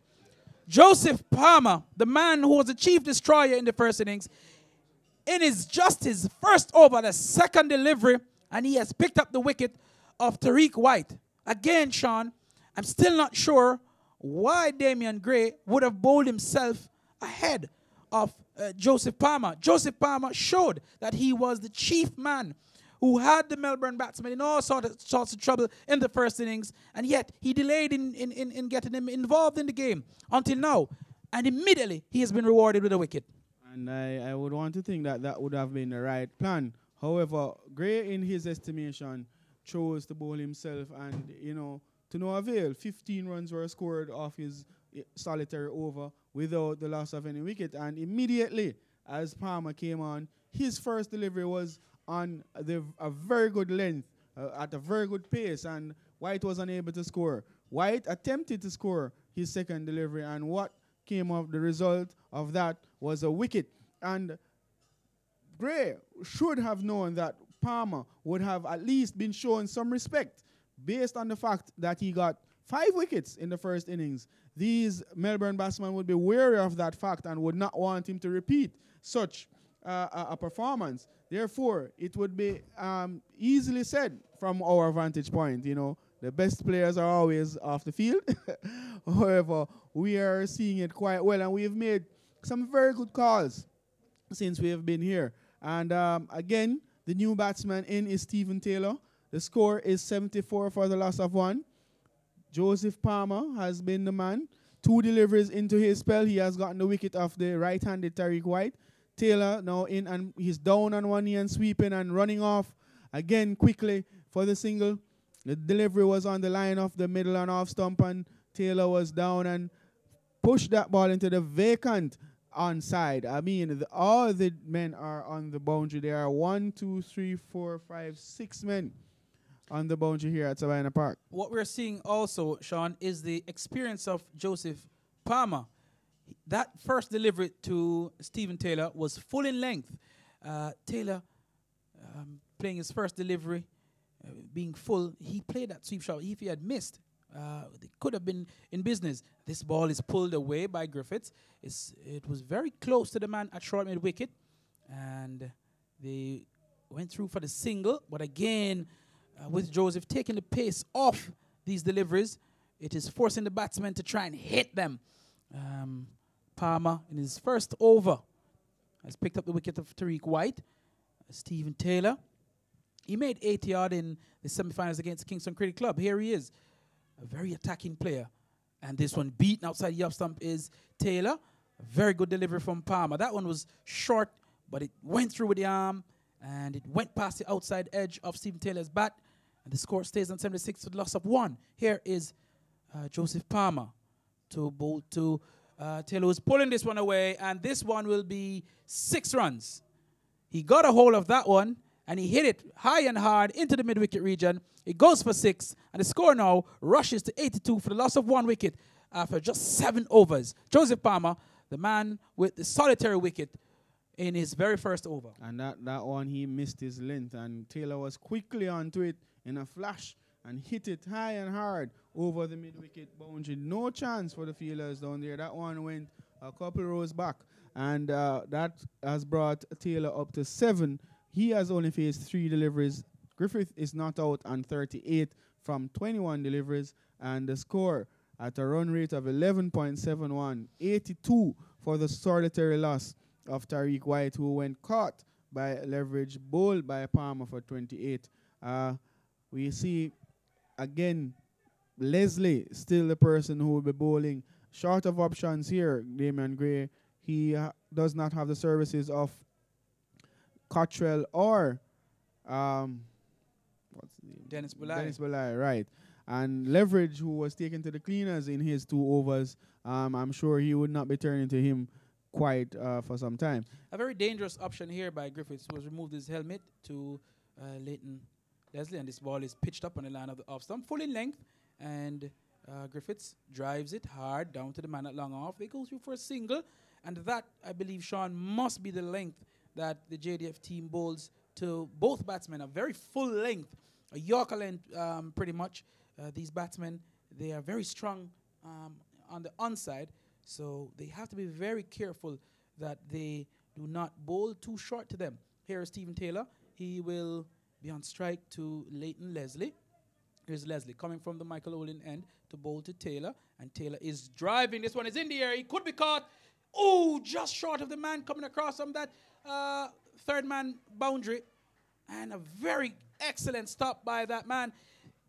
He realized he was not going to make it at the very last moment, and he threw himself at it to ensure it didn't bounce past him. A very good piece of work. He saved 2 runs, and the score now moves to 85 for the loss of 1. Again, a much better delivery by Leighton Leslie. Very good work there on the third man boundary by Siobhan Brown. He was trying to get that catch and realized at the last minute that he could not get it, but he put his body behind the ball and stopped that certain boundary. Here he is, cutting again is Stephen Taylor.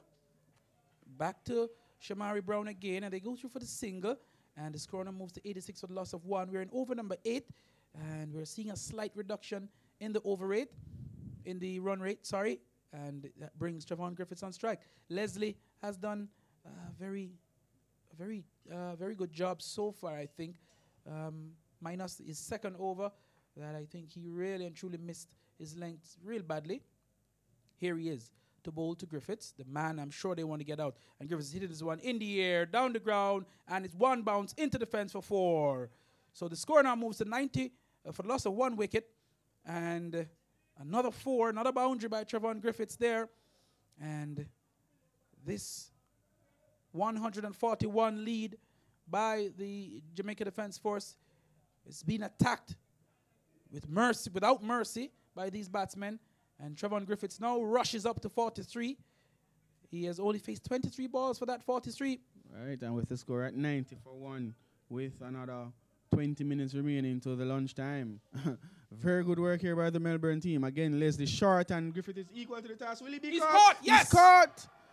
He's caught down at the fine leg boundary by Leverage. Leverage hasn't been bowling well this morning, but he has certainly made up with his catching. A very high and short delivery by Leslie on the line of the middle stump. Griffith was in no mood to leave that one, let that one go. He has been hooking all morning, played the shot. He was now gone for 43 from 24 deliveries. A very good bowling there by Leslie. And I think Leverage has injured himself taking that catch. It was a very good catch. He had to come across to his right very quickly. That ball was hit with some power, and it was very flat.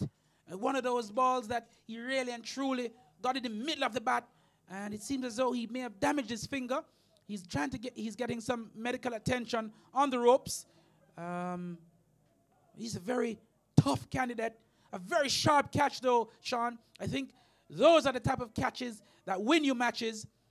Those are the type of catches that sort of get you out of a rut. And with the departure of Trevon Griffiths, who was taking them to the sword, it now puts a lot of work on the shoulders of Stephen Taylor, and he's joined by young Javel Glenn. Javel Glenn is a youngster who likes to play a lot of shots, and I think this is significant for him to be given an opportunity ahead of Andre McCarthy. Andre McCarthy, again, Sean, a man who was recently included in the Scorpion franchise squad, a man who has had a lot of experience at the regional level. He has also played A-team cricket for the West Indies, and they have promoted young Javel Glenn ahead of him. That's right, and Glenn, another left-hander, has come into the squad, a very attacking youngster, and he'll be facing up to Leslie. Here is Leslie in from the Georgia stand in a very straight, short ball who is avoided by Glenn easily, and that brings the end to the over. 2 overs for Leverage, who was gone for 29 runs. Leslie has bowled 4 overs for 37 runs. He has gotten a wicket. Gray has bowled 1 over for 15 runs. Palmer has bowled a solitary over also for 8 runs. He has gotten the wicket of the very dangerous Tariq White. The scores at the moment, 90 for the loss of 2 wickets as we approach lunchtime. And the scoring rate was very briefly at just over 12. It has now fallen to 11.25, and I'm sure the JDF team would want to bring that scoring rate down to single digits. They will have some work to do because Stephen Taylor is still there, and he really and truly can hit them far. But again, Sean, I'm just worried about the signs that I'm seeing here. Here is Joseph Palmer. He'll now be bowling round the wicket to Stephen Taylor. An excellent delivery, beaten outside the off stump. That ball pitched on the line of the off stump, spun away. Wicketkeeper Chang checked with umpire Taylor at square leg. Just in case Stephen Taylor had lifted his back leg. It wasn't so. Umpire Taylor said, let's get on with the business. Here is Joseph Palmer. Flight to delivery, and he's beaten and he's stumped. He is stumped. Stephen Taylor goes stumped off the bowling of Joseph Palmer. An excellent bit of work there from wicketkeeper Rohan Chang. That ball went between bat and pad. It drifted down the leg side. Chang was around in a flash. He whipped the bails off, and he's very impressed with himself, Sean. He ran past the bowler. He did a little bit of chicken dance. And JDF, they have pulled Melbourne back. The 3 most attacking players in the Melbourne ranks, they have now gone. 2 of them gone due to some astute bowling from Joseph Palmer, the man who did the business in the first innings. He's doing it here again in the second innings. And when you look at that delivery, Kerry, it was given some good flight and enough pace on the delivery. And I'm sure in Taylor's mind, the previous delivery spun and beat him outside the line of the off stump. He was looking to now use his foot to get to the pitch of the ball to negate the spin. However, he was beaten in flight, and some very good work there down the leg side by wicketkeeper Chang in effecting the stumping. Chris Taylor had no hesitation to give Taylor out. His namesake Taylor, Stephen, he went for 10 runs on 90 for 3, losing 2 wickets. Melbourne, I'm sure they weren't planning for this so close to the lunchtime. In now is McCarthy. McCarthy now takes strike to Palmer, 2 wickets so far, and McCarthy is driving this one down to the long on region and will trot through for a single. I'm sure Kerry will be seeing this run rate going down to something to about 9 or 8 by the time the lunch and interval comes. It's now 91 for 3. McCarthy on 1, and Glenn has not scored as yet. The run rate very much will be kept in check. And remember, Joseph Palmer was the man who got Javel Glenn out bowled the first innings. Here he is. This ball is on the line of the Midland off stump. Glenn is looking to turn that one. It got a little bit of spin on him, and he only succeeded in pushing it back down the pitch to Joseph Palmer. Joseph Palmer, Sean, since his introduction, he has really done well. His areas have been extremely good. Apart from that one ball that was hit over mid-wicket for 6. And again, this ball is down the leg side. Let's see if Glenn got any bat on it. They go through for 1. They come back for the second. This could be a run-out chance. Ooh, another poor throw by, it seems like Leighton Leslie, and leg by signal by umpire Edsel Mitchell. The score now moves to 93 for the loss of 3 wickets. And there we saw young Javel Glenn trying to pull that one away. He's still on naught. And here is Joseph Palmer to bowl to Glenn. And Glenn is back and punching this one down to the man at long off, who is running out leverage. It goes through for a single, and they won't come back for the second. It's a very strong throw. Comes into wicketkeeper Chang. And the score now moves to 94 for the loss of 3 wickets. The scoring rate has now fallen to some 10 runs, and they lead. The deficit is now only 47. Right, and we see that at 94 for 3, with another 15 minutes to lunchtime, Melbourne wouldn't want to be taking too many chances and to be losing any more wickets, because another wicket lost here and JDF would be certainly having the advantage, taking the 4 wickets. Leslie is continuing his spell. He has gone for 37 runs off his 4 overs, but he has gotten a very important wicket of Trevon Griffith. Palmer, after his introduction, has done quite well. 10 runs from his 2 overs, but he has taken 2 very valuable wickets. And some good work in the field by JDF. Catching by leverage, catches win matches, as they say. And very good work there behind the stumps by Horace Chang. He has had a very good match. An excellent work in the field in the first innings by Chang. He batted well for 33, saving time, and now he is doing the work in the field. Leslie is in now to Glenn, and Glenn is flashing, trying to hit this one over the mid-wicket region, but that ball wasn't there for that shot. He rehearsed the correct stroke, which would have seen him pushing that ball down to the long-off area. I think it's going to be very difficult for young Javel Glenn to come in on the back of what was some very good work by the openers and to just start guns blazing. He has very good potential, but I think there's a lot of work for him, that what he maybe needs to do is to try and push the ball around. Another short delivery by Leighton Leslie, a very good one, and it was below the shoulder, so no warning given to him. And another dot ball from JDF. So we saw the very first delivery, pitched up outside the line of the off stump to the left-handed Javel Glenn. He played and missed. That short ball was just good enough to be shoulder height. He swayed away from it. And I think maybe the short delivery would be a very good option for them to bowl at Glenn. Here is Leslie to bowl to Glenn, and a very good delivery. Slow ball outside the line of the off stump. And Glenn lets it go by. And again, as I said, Sean, I think Glenn will have a very difficult time if he tries to bully the bowling. But certainly, he has a very tough job ahead of him. And Leighton Leslie, he's doing a very good job for his team here. He's doing the lion's share of the bowling so far for the fast bowlers. Remember, Sheldon Cottrell is off the field. Right. Here is Leslie to bowl to Glenn. And Glenn is pulling this one in the air, and it goes all the way for 6 over long off. The man on the long off boundary, he came in, he thought he had a chance, but he didn't, and it went rocketing into the stands, and that's 6 runs.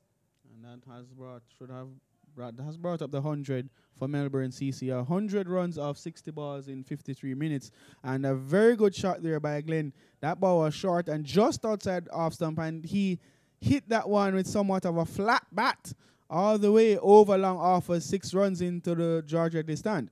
Here's Leslie into Glenn again, and this delivery, Glenn is back and pushing it past the bowler. Very strong young man, Glenn, and it runs down to long on for a single. That takes him up to 8, and the score is now 101 for 3. 42 runs, 40 runs, the deficit now, and we would like to see a very enterprising cricket coming up today, you should come and fill in the stands. The admission is free.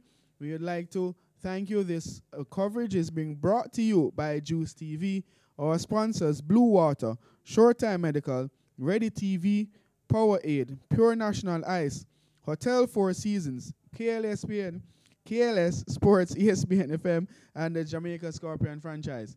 Again, it's Leslie coming in from the George Henley end bowling to McCarthy, who turns this one and sprints off quickly for the first run. Will they come back for a second? No, they won't. Brown comes in off the long leg boundary and does the fielding. There is 1 run taken, overcalled, and the bowling figures thus far: Leverage 2 overs for 29 runs. Leslie 5 overs for 45 runs, going at 9 and over with the 1 wicket. Gray bowling 1 over for 15 runs, and the chief destroyer in the first innings, now turning chief in the second, Joseph Palmer, 2 overs for 10 runs with 2 very important wickets.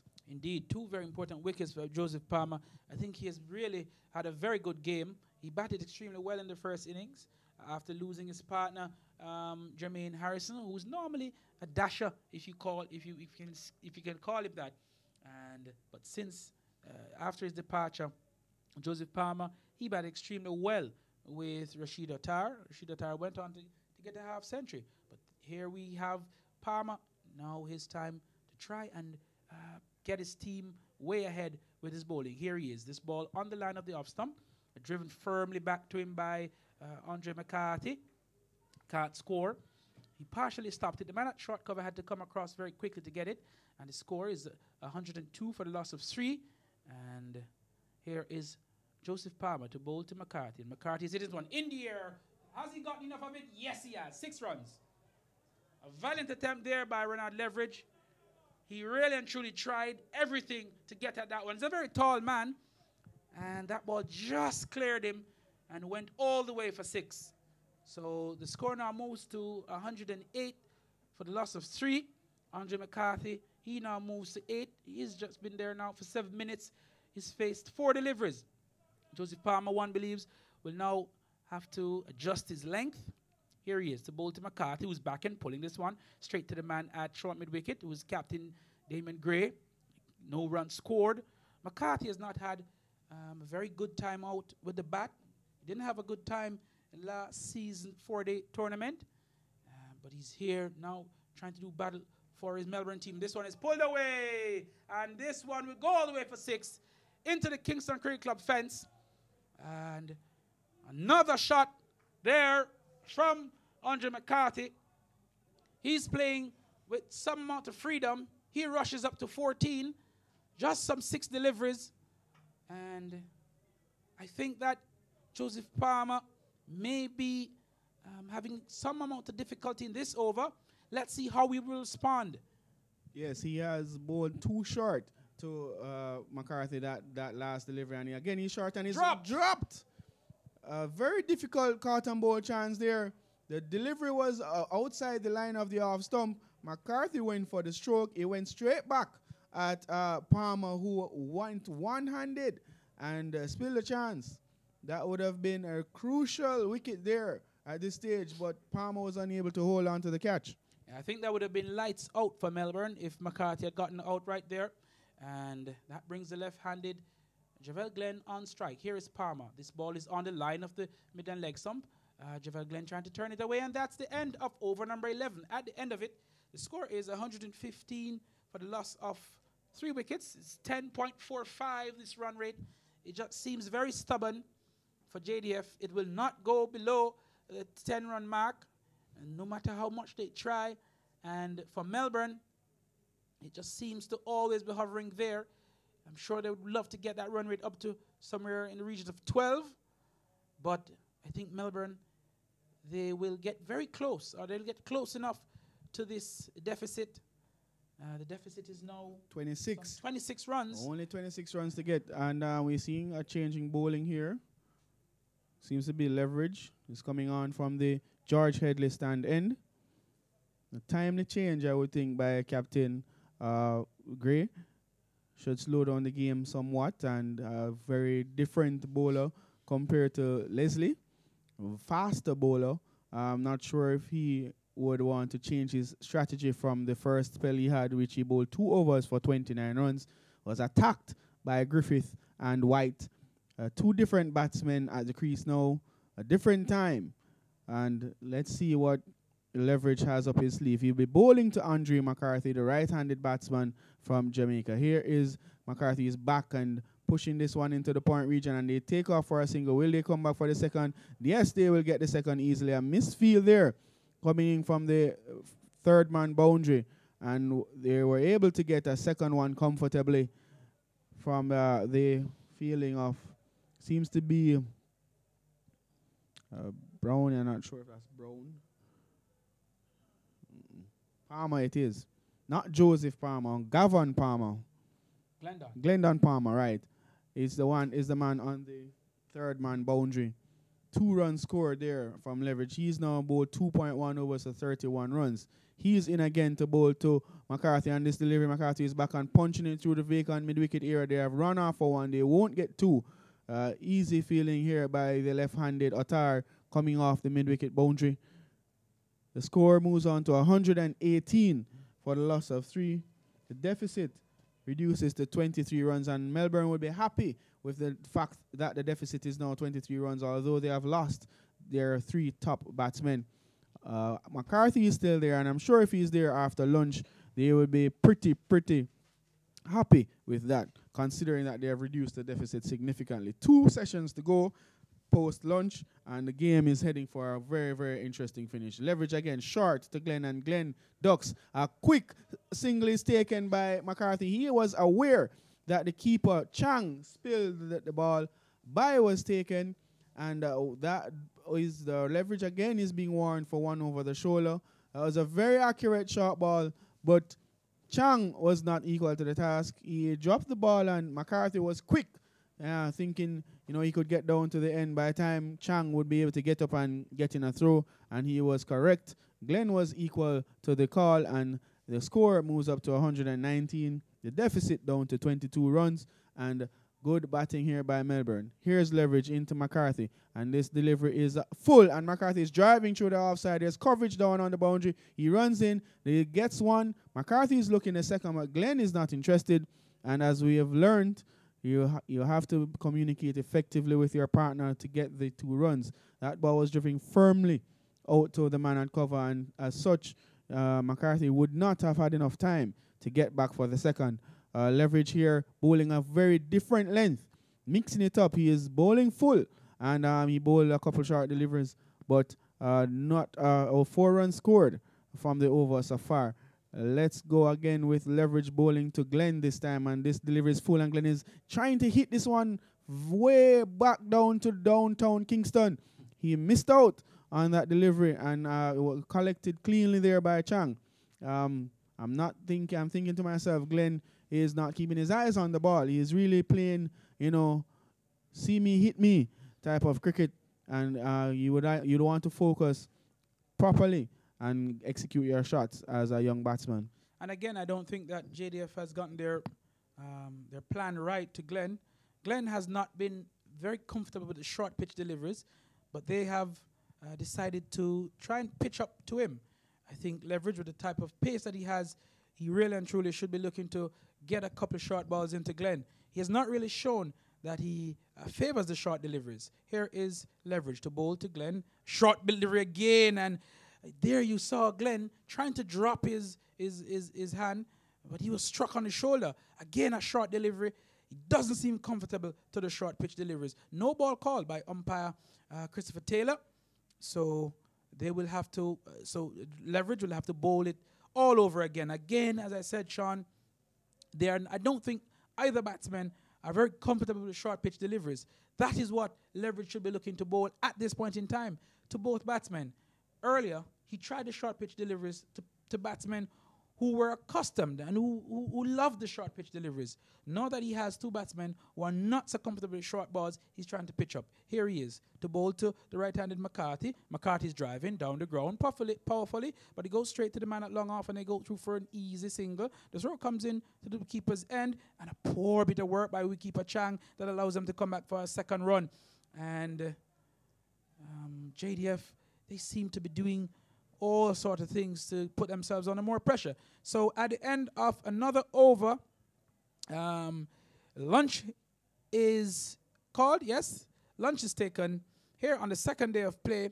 JDF, they made 244 in reply to Melbourne's 103 first innings total. And JDF, they now are trying to, as desperately, to get Melbourne out for as little as possible. It seems as though Melbourne will erase the deficit in a very short time after lunch, all things being equal. And the bowling analysis so far: leverage 3 overs, no wickets, 37 runs. Leighton Leslie, 5 overs, 45 runs, 1 wicket. Damon Gray, 1 over, 15 runs, no wickets. And Joseph Palmer, 3 overs, 23 runs, 2 wickets. Joseph Palmer, again, he is among the wickets. He got a 5 in the first innings, 5 for 23. He broke the back of the Melbourne batting that sort of stifled them and allowed them to limp to that 103.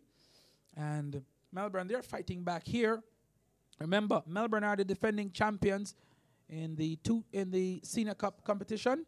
They were champions last year. They beat St. Thomas Cricket Association right here at Sabina Park. It was a total different ball game last time around, last season. They are in a total different position than they were in last season. They now have it all to do.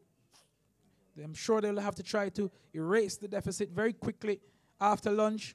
And then what will be a fitting score to chase, only time will tell. But I'm sure they would want to get anywhere near to maybe 180. But again, that is if time allows it.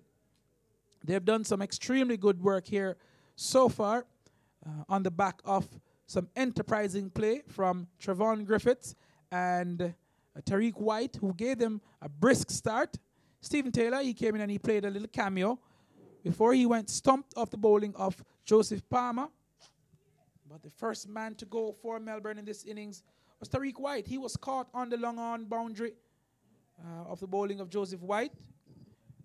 He made 28. And his partner, Trevon Griffiths, was next to go. He made 43 before he was out to a very good catch taken by Renard Leverage at fine leg. What to go across to his right and took a very good catch. The ball was hit flat and with some amount of pace. Stephen Taylor, he came in, bang, bang.